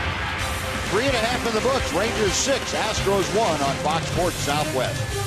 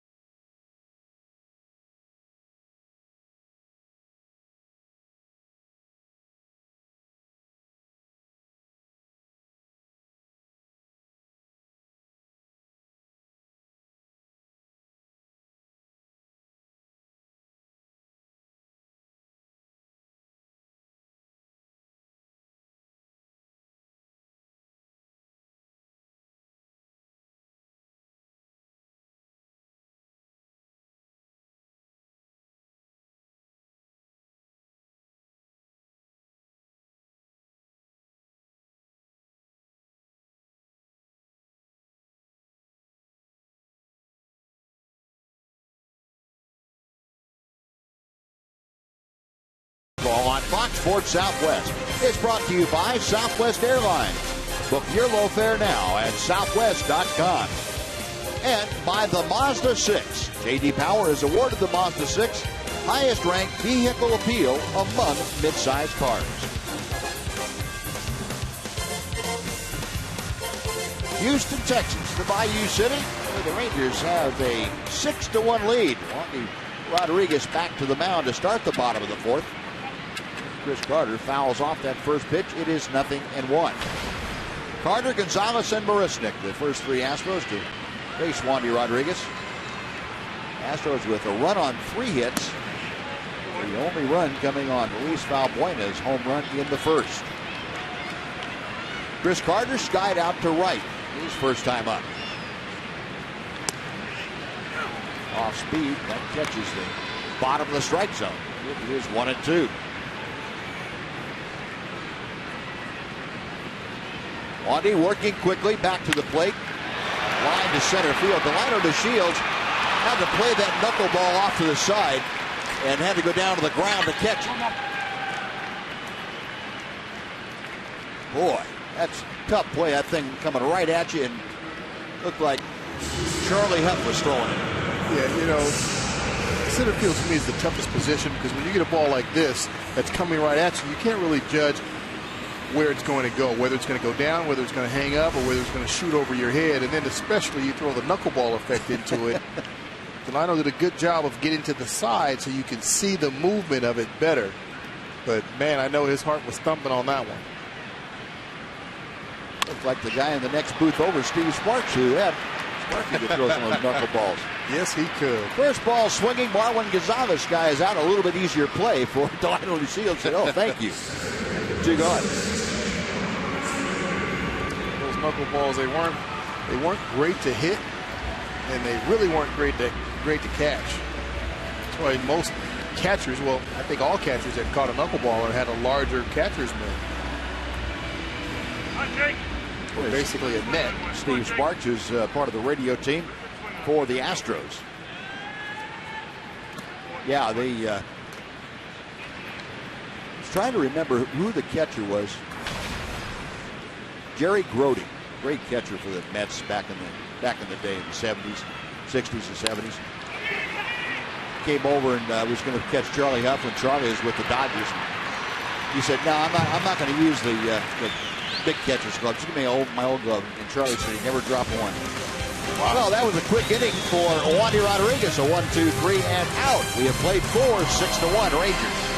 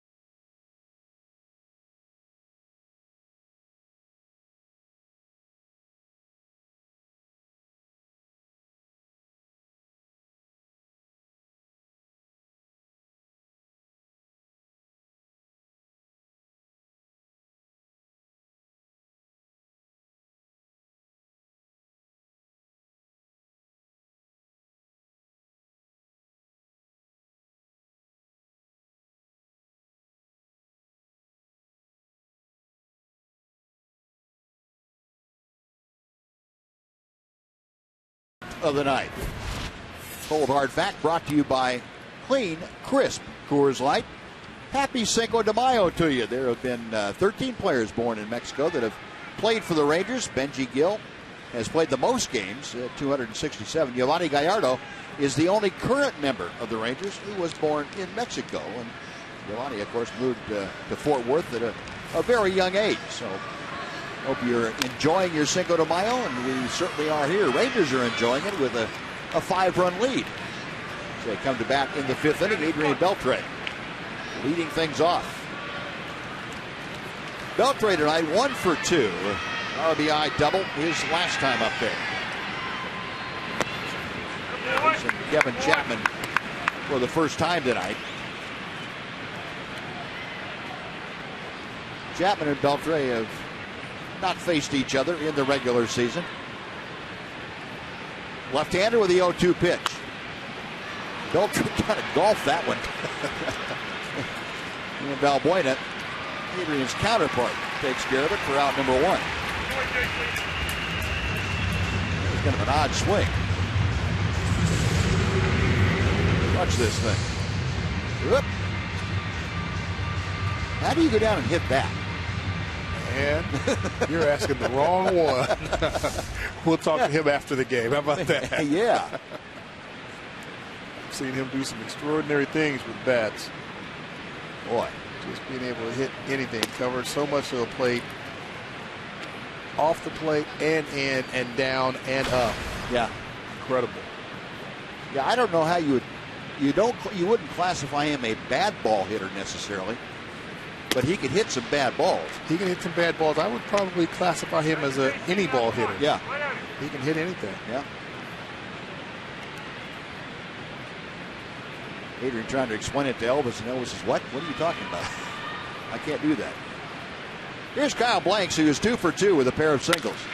That ball is hit high and deep to left center field. Maristic is going back. He is at the wall. He leaps up. It is off the wall. And that is gone. That is out of here as the second base umpire out there to make the call. That is Mark Wegner, who is signaling home run as that ball hit above the yellow line. And good job by Wegner to get far enough out there to be able to see it. And Kyle Blanks with his 3rd home run. He is now the team leader and just 6 games under his belt. Wow, that's impressive. He has definitely provided some pop to this Rangers offense. He drills this ball Yeah, hit way above the line there. Not even close.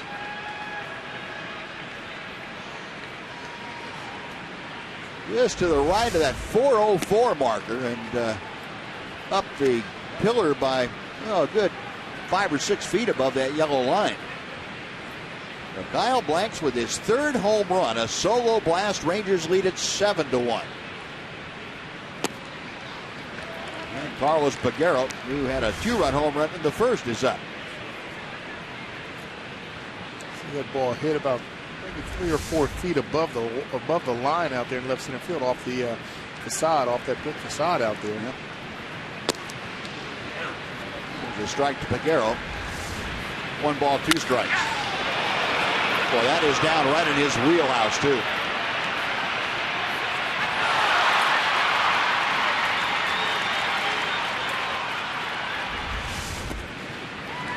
And Peguero gone on strikes. The out is recorded at first.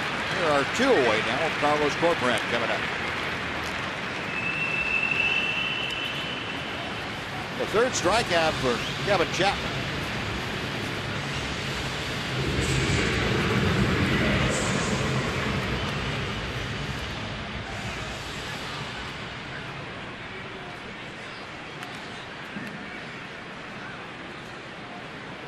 New team leader in home runs. How about that? 6 games? Yeah. Nothing to this game. Not when you're hot. Not at all. When you're hot, everything seems to come pretty easy. Taking candy from a baby. Yeah. Carlos Corcoran tonight, a sacrifice fly and a single. Now is driven in 4. Batting average up over 200. He's at 219 as he faces Kevin Chapman. Rangers 7 runs on 11 hits tonight.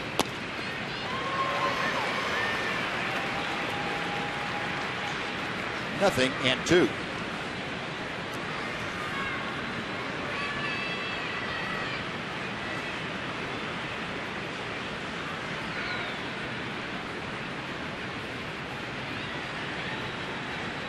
Chapman back to the plate. And Corcoran reaches, skies one to right center. Springer in front of Buristic to make the catch. That will do it. But Kyle Blanks puts 1 more on the board for the Rangers. His 3rd home run. A run on a hit. We're halfway through the game. 7-1 Texas.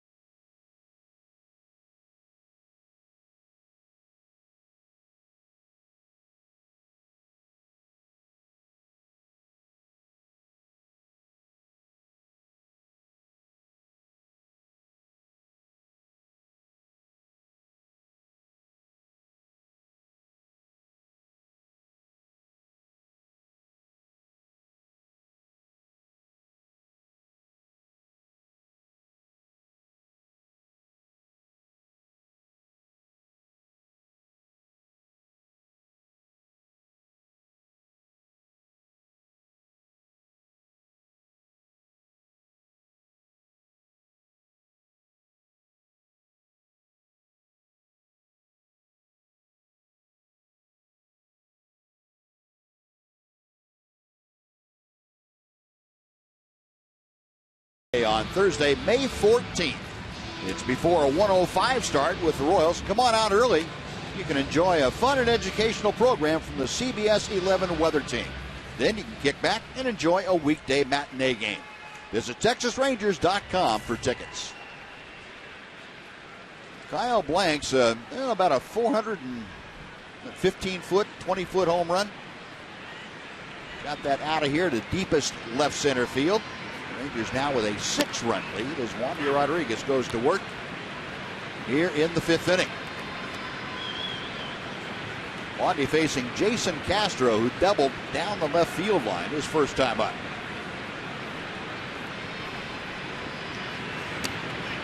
Dropped down and swerved in a breaking ball for a strike. It is 0-2. Castro, a .227 hitter. That's numbers 8, 9, and 1 for the Astros here in the 5th. Wandy has set down the last 7 that he's faced. Tried that breaking ball again. He couldn't get Castro to offer at it. 1-2.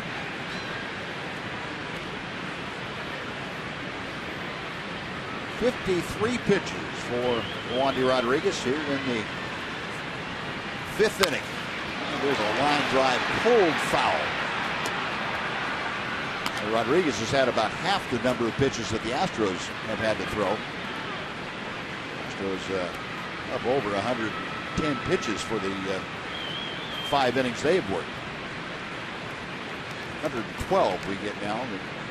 Bill Cousins, our statistician, keeping us up to date on that.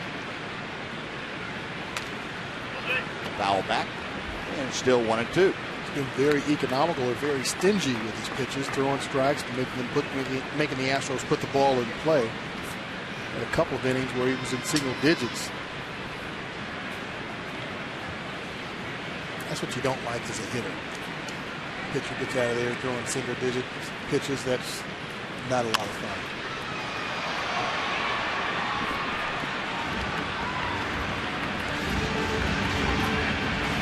Gives a pitcher second life, too. It does. I think it gives you an automatic extra inning worth of work. And when you go out there and you throw more warm-up pitches than you throw pitches in the inning, that's a problem. Rodriguez staring in for the sign. Now to the line. Fastball just missed. Not by much. And Wandy kind of grimacing. Ooh, thought I had that one. Now let's see what it says. That hit the glove, which was set just an inch outside.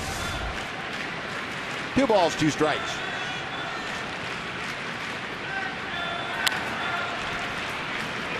Castro making Rodriguez work here, the first hitter in the 5th inning.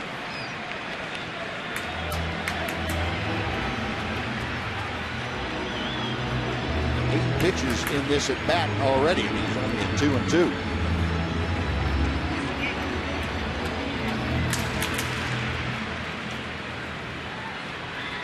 Again, Rodriguez back to the plate. Another foul ball.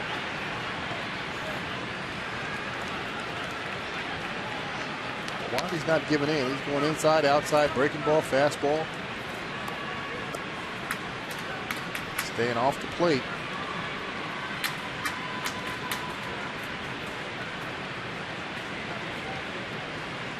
Carlos Corcoran setting that target outside. And a little jam shot. Looper out to Rougned Odor for out number 1. Wandy Rodriguez, a sigh of relief. Thank goodness I got rid of that guy. Well, before Robbie Grossman steps in, let's send it back to Dana Larson for a Mazda game break.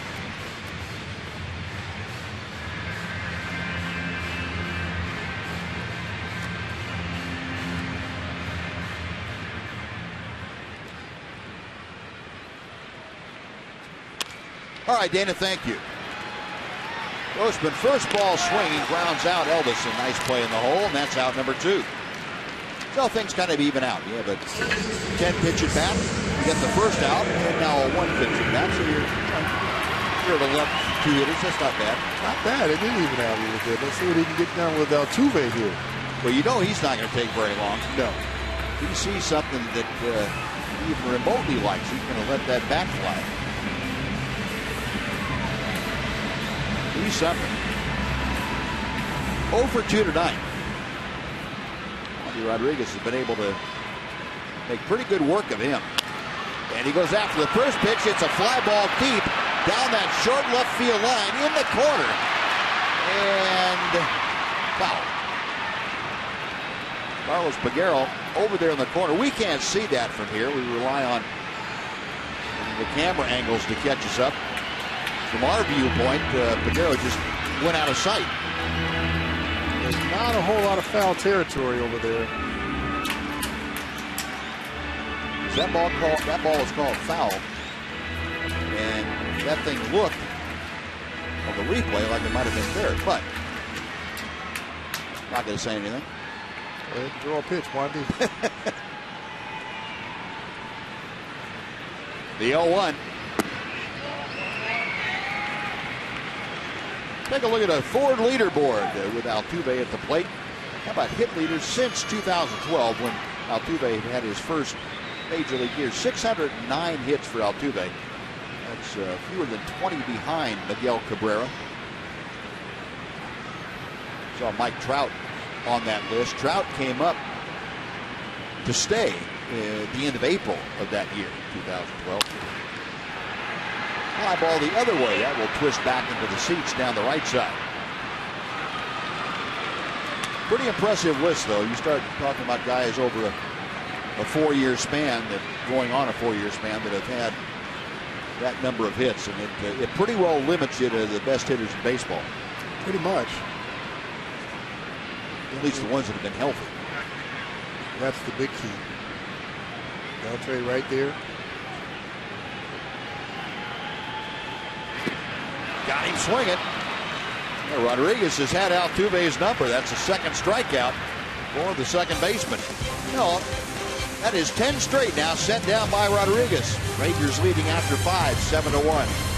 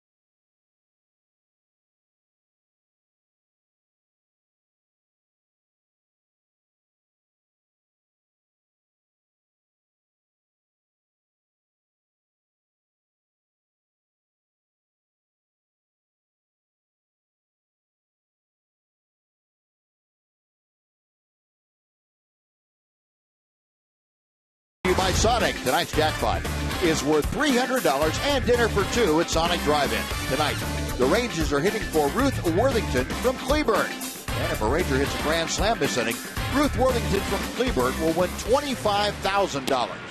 You can register at any participating Sonic restaurant. Now the line to Shields. First up here in the 6th inning, Rangers on top 7-1. Chapman back out for his 3rd full inning work. Deals a strike to make it 1-1. Delino 0 for 2, a line drive to short and a strikeout tonight.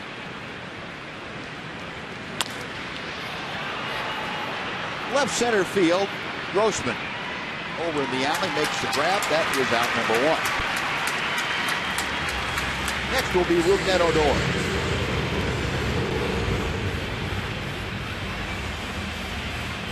Odor reached out and slapped a single to right field the first time that he faced Kevin Chapman. A tough left-hander. Rougned battled him pretty well. Let's see if that last bat rubs off a little bit.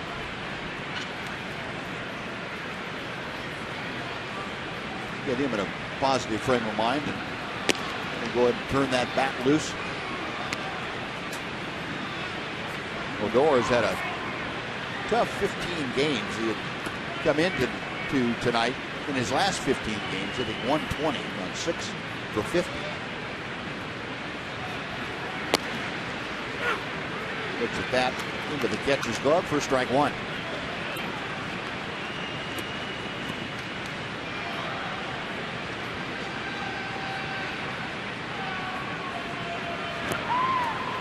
A big slow curveball that couldn't hold up on. It's 1 ball and 2 strikes. Chapman looks like only seeing him once or twice in a ball game from the left side would be pretty tough to zero in on. Well, I'm thinking he's pretty tough to zero in on from the right side. He doesn't throw anything straight. Yeah. It's all got some kind of a movement. For a right-hander, at least it's coming in, but still occasionally you like to see something straight. Something tells me pitchers know that. Yeah, usually.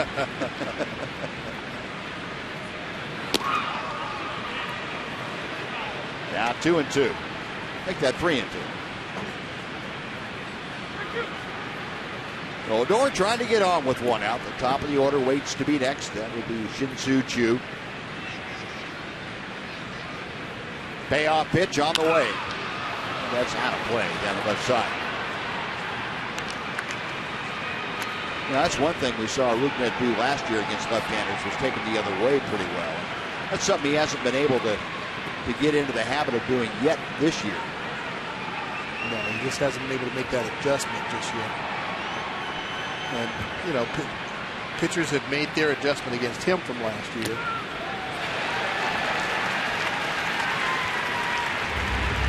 Odor couldn't quite climb high enough to get that fastball, but Chapman gets his 4th strikeout. Chapman going up and in for Odor. 3-2, too close to take. Just couldn't get the head to him. Well, 2 outs. Now Shin-Soo Choo. Choo had the leadoff double in the first inning, came around to score the first Ranger run. Also lined out and struck out tonight.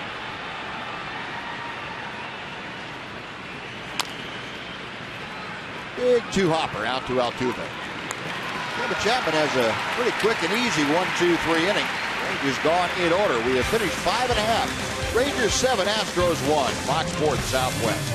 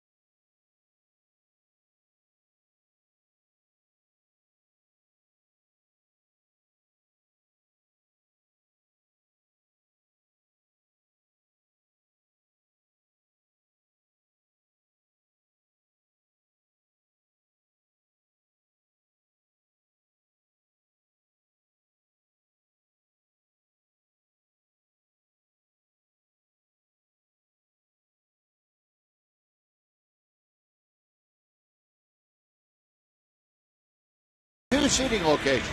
You get 4 tickets, 4 jumbo hot dogs, 4 Coke soft drinks, 2 Kids Zones wristbands, and a souvenir program. Visit TexasRangers.com/specials. and take advantage of this offer for the May 11th through 14th series against the Royals. Wandy Rodriguez back to the hill, leading 7-1. He was working here in the bottom of the 6th inning. Luis Valbuena, who has accounted for the only Astro run of the night. That was a first inning home run. Fouled off that next pitch. It's 1 ball, 1 strike. Valbuena now the Astros team leader with 7 round trippers. 11 RBI, but hitting just .215. Under the glove, Elvis behind the bag, able to make a nice play. And Wandy Rodriguez going through some phantom fielding drills out behind the mound. He's trying to tell himself what he should have done. Oh, wow. That's beautiful. Great play by Elvis. Wandy had the chance to make it right there. Elvis right behind, goes across behind second base. Right through the wickets. But there's Elvis. It's a tough play. Made it look easy again. That's 11 straight now, set down by Rodriguez and the Rangers. Here's George Springer, who has flied out both times that he has come up tonight. Buzz, what does that do to a pitcher's confidence when he knows he's got guys behind him that are going to catch the baseball?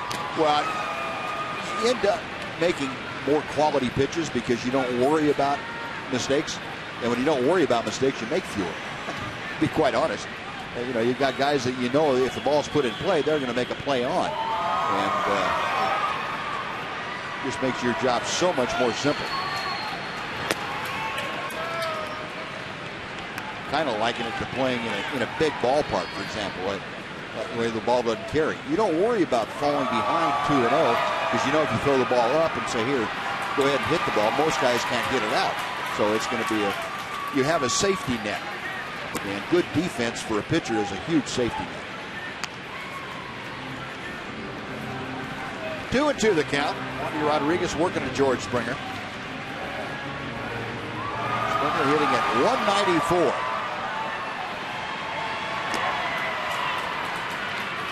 And it's a full count. Wandy Rodriguez only had one other full count besides this one. He has done a pretty good job of pitching with that lead.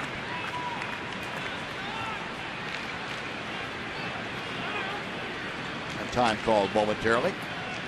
Wandy and Carlos Corcoran trying to get together on the signs. Now they do, and the payoff pitch coming. Got him swinging. Rodriguez with strikeout number 5, and there are 2 gone. Evan Gattis coming up. You gotta like how Wandy's going about his business. 6-run lead, challenging hitters 3-2, throwing it right there. Fastball, 89 miles an hour. He swings and misses it. His 5th strikeout of the game. A 12 straight retired. And Gattis swinging and almost looking back in amazement. He didn't make contact. So where'd that ball go? It was there just a minute ago. Yeah. Gattis tonight has flied to right, popped to second. Check your swing. That pitch just off the outside corner. 1-1. You got to love what Wandy's doing. This is a veteran pitcher pitching with a lead. And he's not going out there trying to nibble. He's going out there throwing strikes.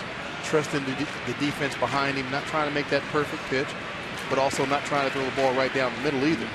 He's still working inside, outside, breaking ball, fastball, using all of his pitches. And he's pretty much pitching like it's a 1-1 ball game. Yeah. Yeah, and the big thing is getting ahead with quality strikes, and that's the key. You hear so much about the first pitch strike. Well, that's a little bit misleading. You're throwing the first pitch strikes just to get a first pitch strike. Most of the time, you're not going to get those back eventually. Somebody's going to catch up with them. It's a problem.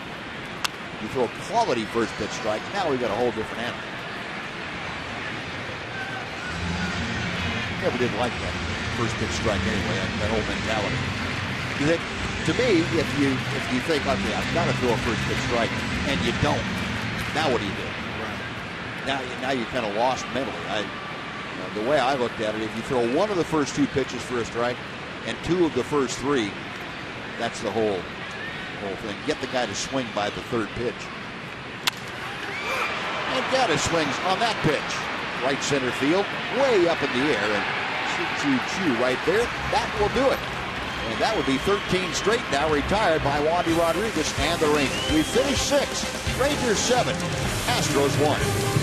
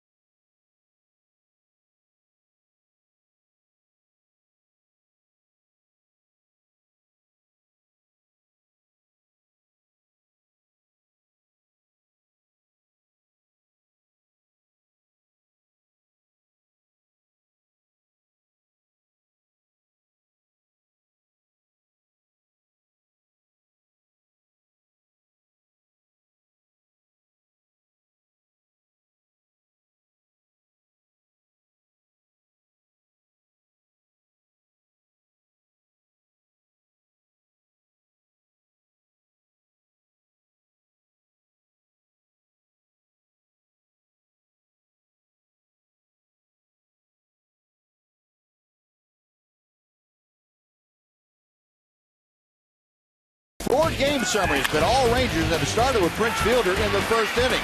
An opposite field 2-run double got the whole train on track. And Prince with the 2 runs. And then in the same inning, Carlos Peguero hit a laser out of here to right field and made it a 4-run first. Peguero with a 2-run home run. The Rangers have gone on from there and lead 7-1 now as we head into the 7th inning. And a new pitcher on the hill for the Houston Astros. It's right-hander Josh Fields. He's dealing with the second hitter in the Ranger order tonight. That's Elvis Andrus to start things off. Fields, 29-year-old out of Athens, Georgia. He's a Rule 5 pick by the Astros a couple of years ago from the Boston organization. Fields, as you saw just appearing in his 4th game this year, had 54 outings last year for the Astros. Went 4-6 with a 4.45. All of those appearances out of the bullpen. University of Georgia product with a 1-1 pitch. A ball and 2 strikes. Elvis tonight, perfect evening, 2 for 2 with a walk. He has scored a couple of runs, had a stolen base. With a good night all the way around for Elvis. He's looking for his first hit against Josh Fields, 0 for 4 in his career. Big overhand curveball settles right at the bottom of the strike zone. And Fields gets his strikeout. Nice breaking ball by Shields. Caught Elvis on guard, it looked like a little bit. Nice and slow. Perfect pitch. Down and away. Not a whole lot you can do with that. A Skag pitch tracker showing that cutting the bottom of the strike zone right out from underneath Elvis. The 1 away. And here is Prince Fielder.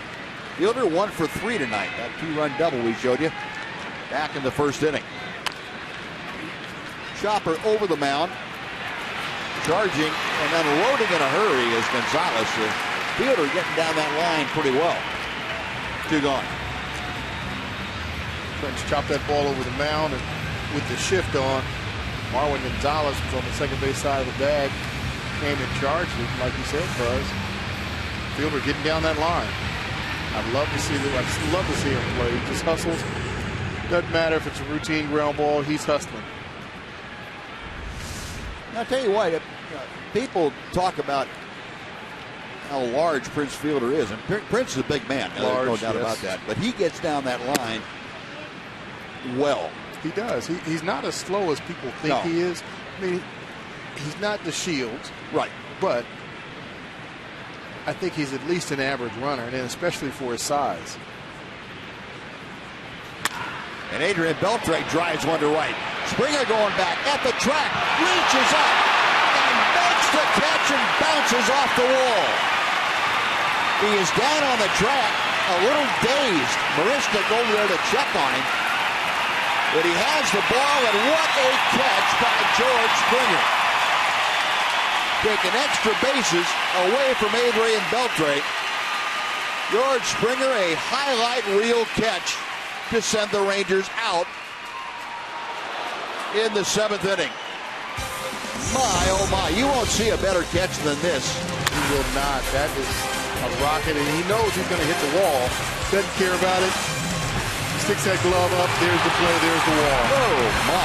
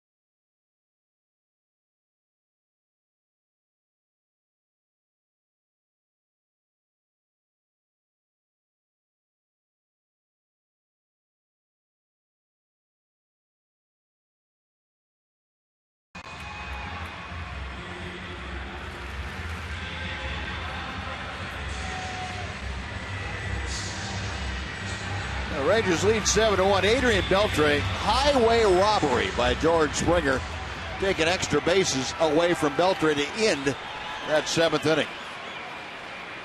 What a play. We'll show you that again here in just a second. Wandy Rodriguez dealing to Chris Carter for ball 1. How about this catch? Beltre gets a pitch out over the plate, drives it. You see Springer's got a beat on it the whole way. And my goodness, he knew this is his home ballpark, so he knows exactly how much room he has before he's going to get to that wall. And my goodness, he just kept with it, stayed with it, stuck his glove up, and knew he was going to hit the wall, and he hit it. Oh, look at the replays. He's lucky he didn't jam his neck or something. It was impressive as fast and as hard as he was running, as hard as he hit that ball, or hit the wall, he hung on to the ball. Yeah. And that wall's padded, but it's still still concrete behind it. Yeah. Yeah. You know, 2-1 the count to Chris Carter. Carter is lined to center and fly to right field. 0 for 2 tonight. Wandy Rodriguez has retired the last 13 Astros he has faced. There's Carter with a count of 2-2 now. Chris, a 148 average.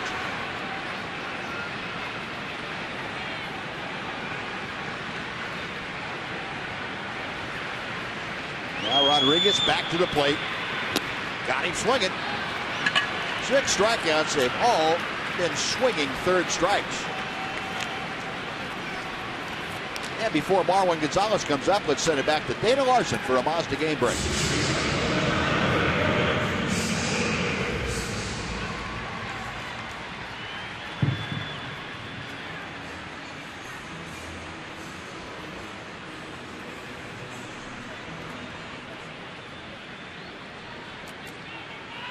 All right, Dana, thank you.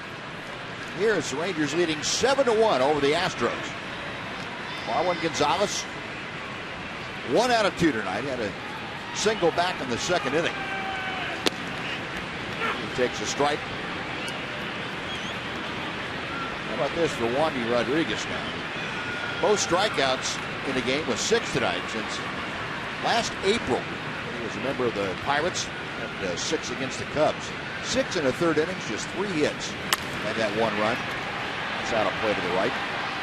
And he's not allowed a base runner since the second inning. He's retired the last 14 in a row. He's doing a great job hitting ahead of hitters, using both sides of the plate, using all of his pitches, fastball, curveball, changeup, keeping the ball down in the zone. He's making this Astro team put the ball in play. Yeah. Very similar to the job that Ross Detweiler did last night's game.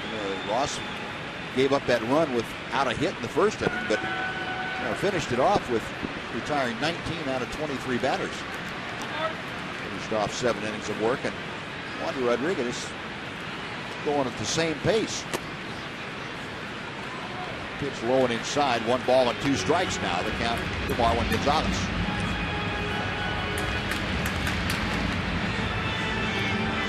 Yeah, Bannister asked before the ball game when Mac and I were down there talking to him along with the rest of the press about Wandy Rodriguez, and he said, all the time that he was with the Pirates, there's the first third strike looked at by a hitter. That is 7. We'll take a look at Wandy's night tonight here. That's how the game started with Altuve, and then strikeout after strikeout. He's had the breaking ball going. He has gotten ahead with fastballs, and now later in the ball game, he's gone back to the fastball, and he has just been a master here this evening. And first ball swinging, Jake Maristic rounds out the third. A very quick 2 strikeout, 1-2-3 inning for Wandy Rodriguez, who has now retired 16 in a row. On to the 8th, 7-1 Rangers.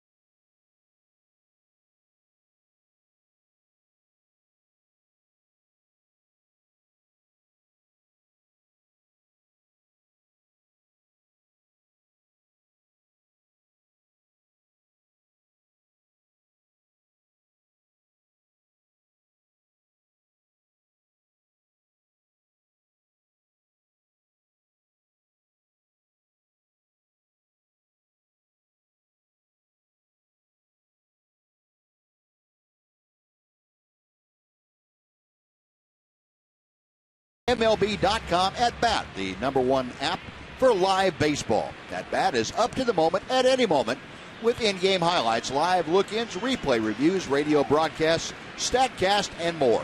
Get MLB.com at Bat for your smartphone or tablet. The Rangers come to bat here in the top of the 8th inning, leading 7-1. Josh Fields back out to the mound. He's facing Kyle Blanks. Blanks having a perfect night. He is 3 for 3, 2 singles, a home run. He has scored a pair of runs and driven in one. Defensive changes for the Houston Astros. Jonathan Villar, a shortstop, an infielder by trade, in left field now. And Robbie Grossman moving from left field around to right. So George Springer, who crashed into the wall, ending the 7th inning, taken out of the ball game. We haven't received any word about Springer's health. We will pass it along if we do get word. But he was able to walk off the field under his own power and appeared to know where he was. At least he knew where the dugout was. So that was good. Might not have realized what zip code it was, but he knew he was at Minute Maid Park. High and tight, look out. Fastball up and into Blanks. That's a lot of body to get out of the way.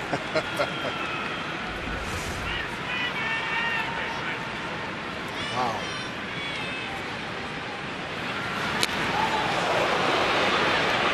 Seeing some stuff flash before your eyes right there.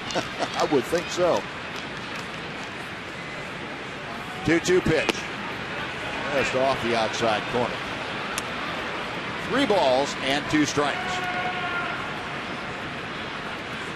Val now has gotten that average back up over 400. It's 409. It's 3 home runs, 5 RBI. This is just his 6th game with the Rangers. Got him swinging. Fields coming back with a good fastball away. Gets his 2nd strikeout. 1 gone for Carlos Peguero. A nice fastball. Threw that fastball in up under the chin of Blanks. Tried to hit that outside corner, just missed it. The next pitch. Then went up and away with another fastball and got Blanks to swing at. Peguero 1 out of 2 tonight. He had a 2-run home run in the 1st inning, walked in the 3rd, and struck out in the 4th inning. Make that the 5th inning. High and tight for ball 1. Carlos, a 189 average as he faces Fields for the first time tonight. Mentioned the downturn that Peguero was in, just 1 for 23 in his last 13 games. And came out of that with some loud music in that 1st inning. That line drive that got out of here in a split second for the 2-run home run.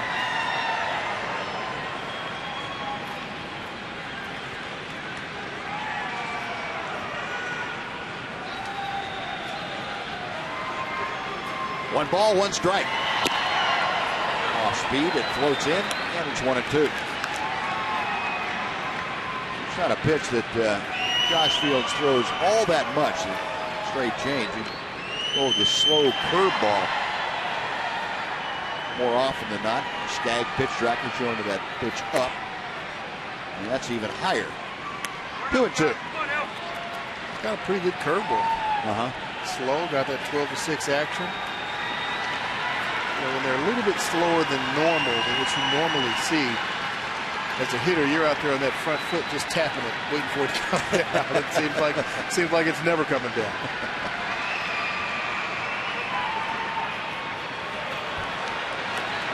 Time was called before that pitch went to the backstop. So. Truth be told, that slow curveball is a little bit easier to hit than that hard breaking ball. I was going to ask you that. Yeah, that hard breaking ball, you pretty much don't have a whole lot of chance to hit that one because you're thinking it's a fastball and all of a sudden it's breaking to a different plane. At least the slow one, you see it and you may be able to stay back and recognize it and put it in play. But that hard one, that's a lot tougher.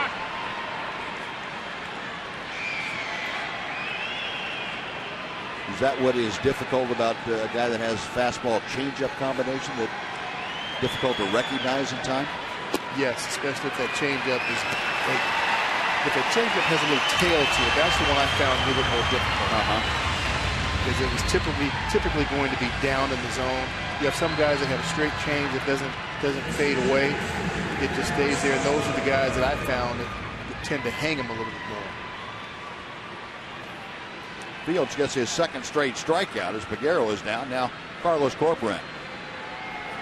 Well, what about when could you, as a hitter, in a normal pitcher, recognize the pitch that was being thrown? Could you see the spin, a different spin on a breaking ball as opposed to the fastball on most pitchers? Yes, I could. Pretty quickly? Pretty quickly. And, you know, the guys that you didn't see it on, those are the guys that really hide the ball a little bit well. Right. If they're closed, like Fields is right here, to a left-hander, it's a little bit more difficult because he's really coming across his body for you. Castro to make the catch, and Fields has a very quick and easy 8th inning. He's retired all 6 Rangers he's faced. We finished 7.5. It remains the Rangers 7 and the Astros 1.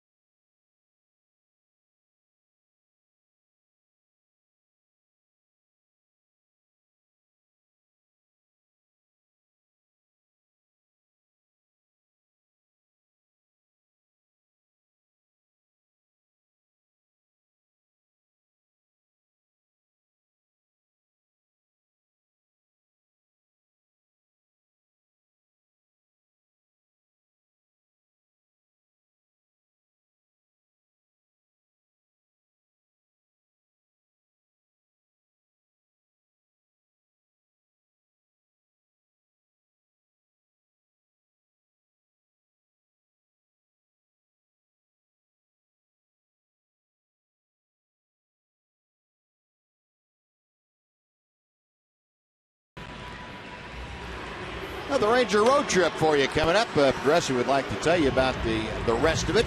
One more game here after tonight in Houston, and then it's on to Tampa Bay for 4 over the weekend, Thursday through Sunday. Then back home for a week homestand against the Royals for 4 and the Indians for 3 before going back out on the road to the east. Wandy Rodriguez has retired 16 hitters in a row. He deals outside for ball 1 to Jason Castro. Castro was the last Astro to get a hit off him. Robbie Grossman, the next hitter, was the last Astro to reach base against Wandy Rodriguez. That all came back in the 2nd inning. Here we are in the 8th. Wandy at 91 pitches. That's pretty efficient. Castro 1 out of 2. Double and a line drive to second. Some pretty impressive pitching by Wandy, 16 in a row.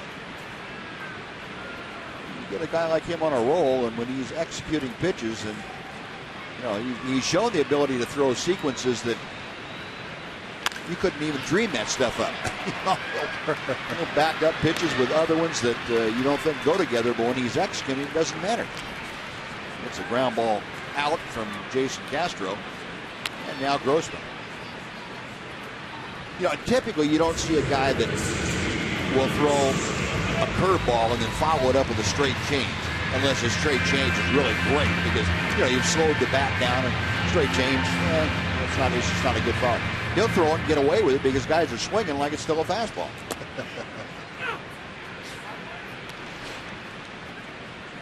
There's the line. Longest outing. You have to go back to 2012 to have an outing that was longer than this. That was with the Pirates. He had an 8-inning outing. And the way he's going right now, there's no slowing him down. Grossman tonight has walked and grounded out.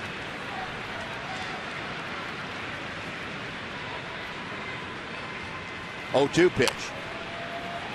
And we'll come back and try it again.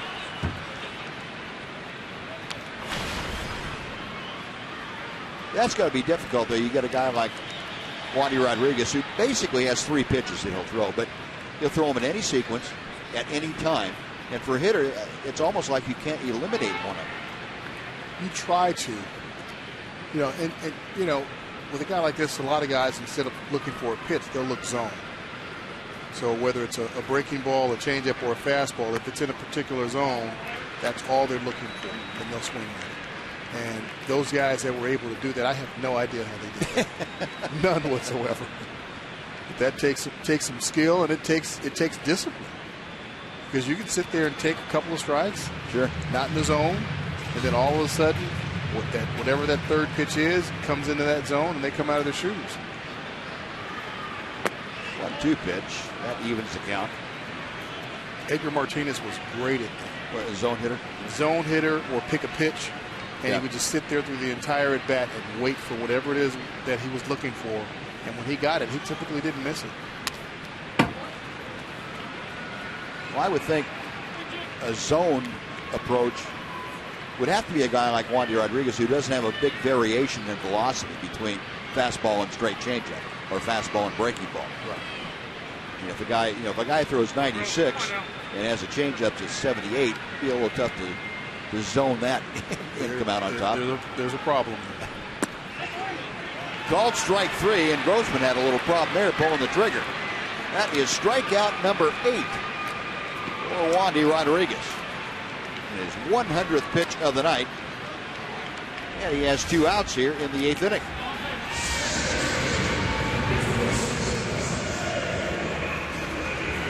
Skag pitch tracker showing you Wandy Rodriguez wearing out the bottom of that strike zone to Robbie Grossman.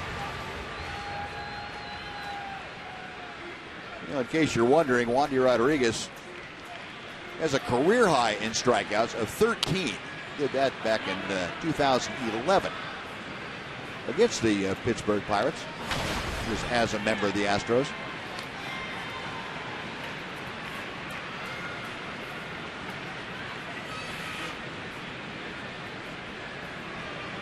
Well, he's gotten Jose Altuve a couple of times tonight, which should make headlines.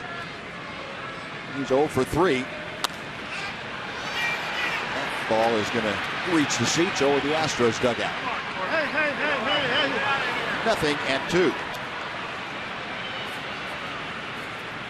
Well, both times Rodriguez has struck out Altuve. It's been on that slow curveball down in the dirt when he's gotten ahead 0-2. And we'll see if Wandy sticks with that idea. I wonder if he's going to do it again.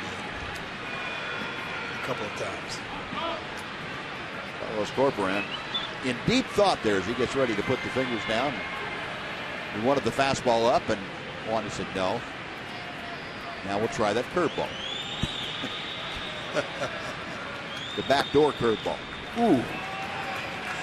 You see Corcoran smiling back there. He wanted that one.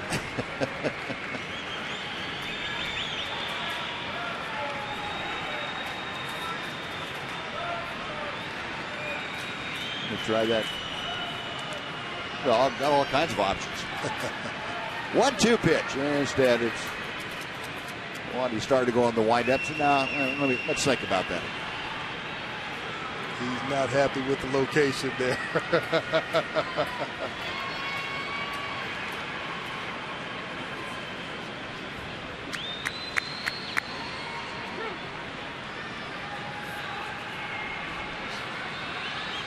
Deciding on the fastball away. And they get a fly ball away. To Shin-Soo Choo in right field. And that will do it. That is 19 straight set down by Wandy Rodriguez. He is through 8. Rangers leading 7-1.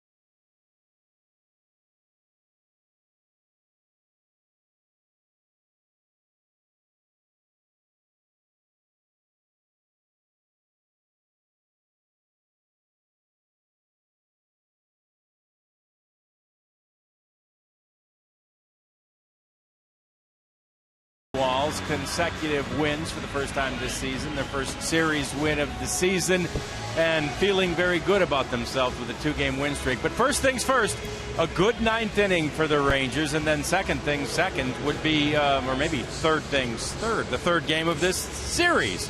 Colby Lewis will take the mound tomorrow against Jose Altuve and the rest of the Astros. Obviously, Wandy Rodriguez has done a pretty good job against Altuve today. Let's see if Colby can do the same. It's all tomorrow. It all starts at 6:30 with Rangers Live, and it's all brought to you by AT&T Uverse. It's tomorrow night's finale of this series, guys. All right, John, thank you. And the Rangers are hoping it's the finale going for a sweep. Rodriguez keeping himself stretched out as he has an opportunity maybe to go out and try for a complete game victory over his former team. Joe Thatcher, side-wheeling left-hander, on to face the Rangers here in the 9th inning. Delino DeShields, Rougned Odor, and Shin-Soo Choo. Thatcher in his 10th ball game. And DeShields right down the line, and it is foul. Foul ball. Third base umpire Marty Foster a little late putting the hands up, but he had to wait until he avoided the dive by Valbuena. Not quite sure Marty made up his mind right away. Wow, that is close. Very close.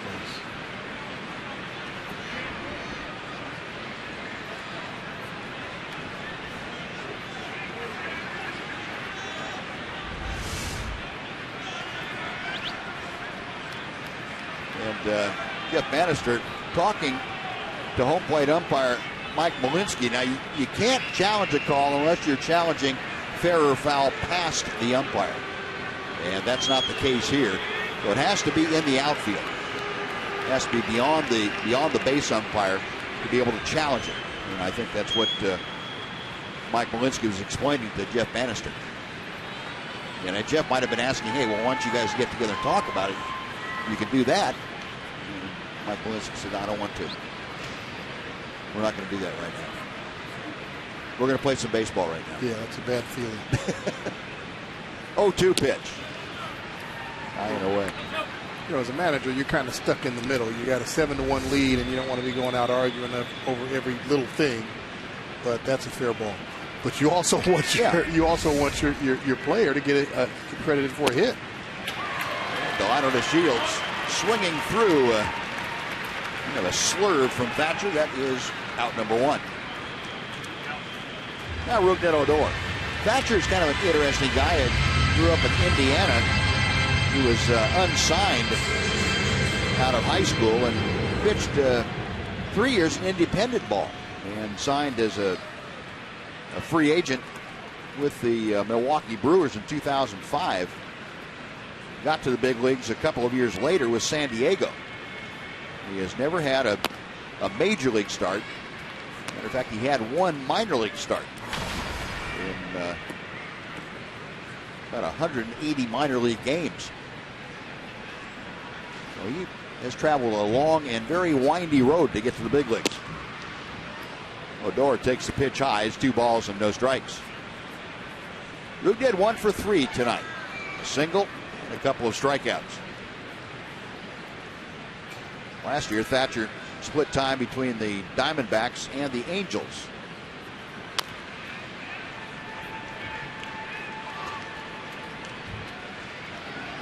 He's had as many as 65 appearances in a season. That was with San Diego.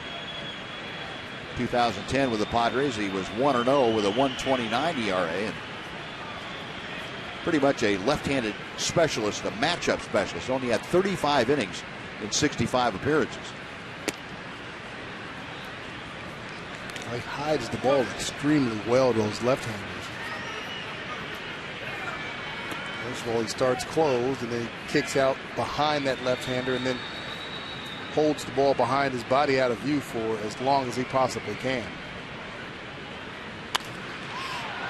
And Odor pops it up. Shallow left field. Villar, the left fielder, near the line. That is out number 2.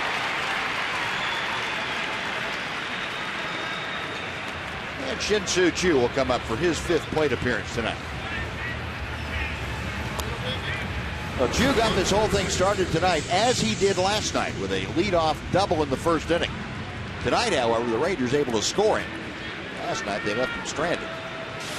And he scored the first run of what turned out to be a 4-run first. The Rangers have taken it from there.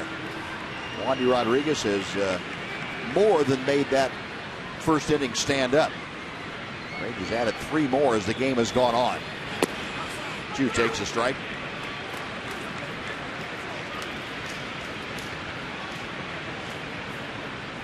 The Rangers looking to win back-to-back games for the first time this year.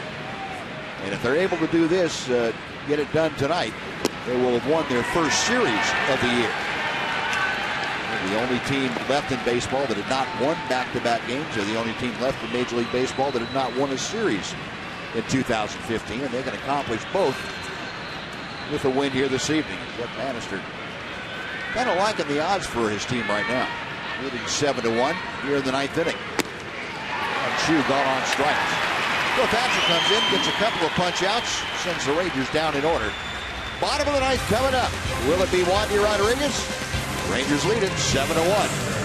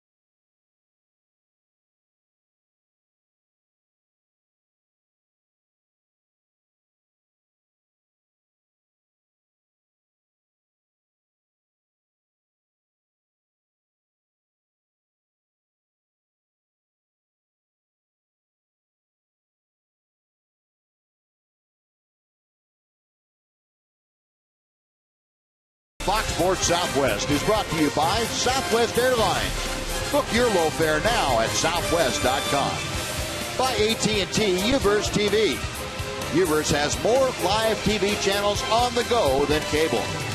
And by your Texas Ford dealers. The EcoBoost Challenge is on at your Texas Ford dealer. Get to your best in Texas Ford dealer today.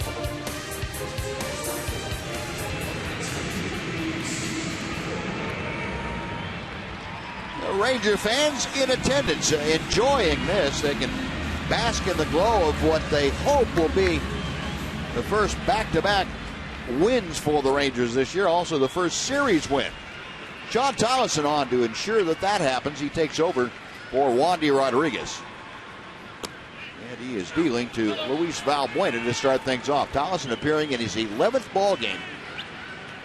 At 1-0 record. He has had a tough couple of outings. It really shot up his statistic, but trying to get himself righted and get the ball club in with their second straight victory. Valbuena 1 for 3 tonight. Had that first inning home run.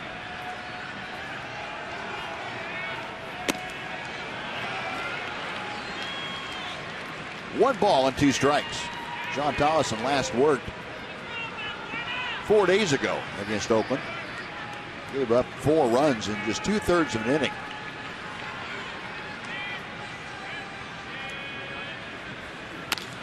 Well, Valbuena hits it well to center, but patrolling that very adeptly is Delano Shields. That's out number 1.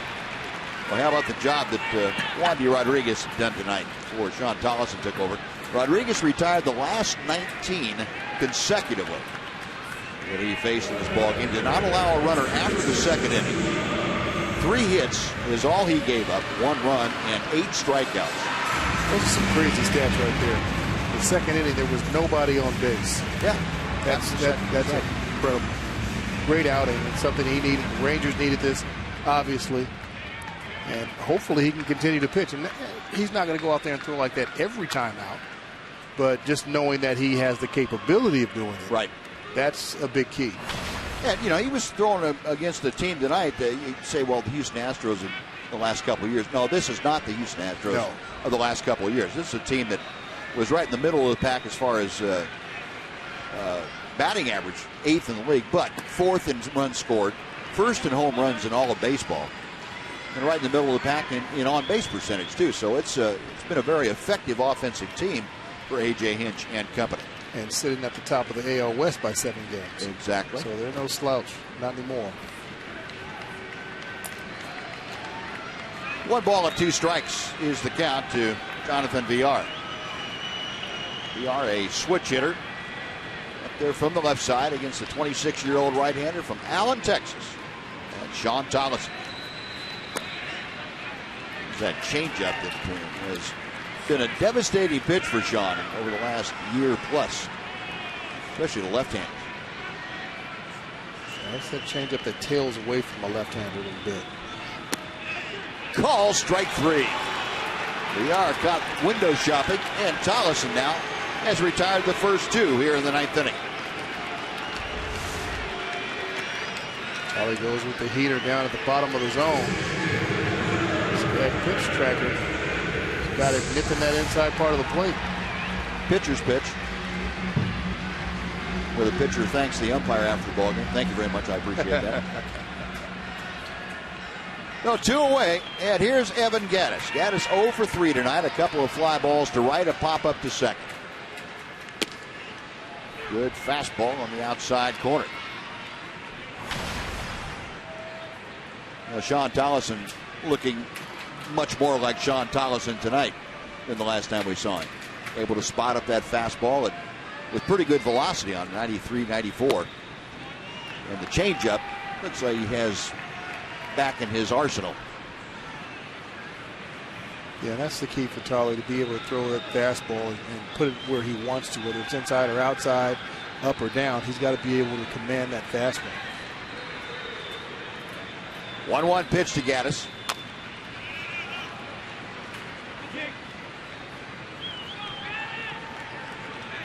Gattis came over from the Atlanta Braves, talking about the people that the Astros have added from outside the organization. Gattis one of them. They had a guy that they needed to fill in the middle of that lineup. They felt they were without a legitimate run producer in the middle that could hit for an average. And sky to center field. This ought to do it. If it comes down, the Rangers are going to win. That is a winner. And Sean Tolleson has a perfect 1-2-3 night. The Rangers have won back-to-back games for the first time this year, the 5th of May. Happy Cinco de Mayo. They got it done. Wandy Rodriguez was outstanding tonight. I don't think he can get much better than that other than a no-hitter.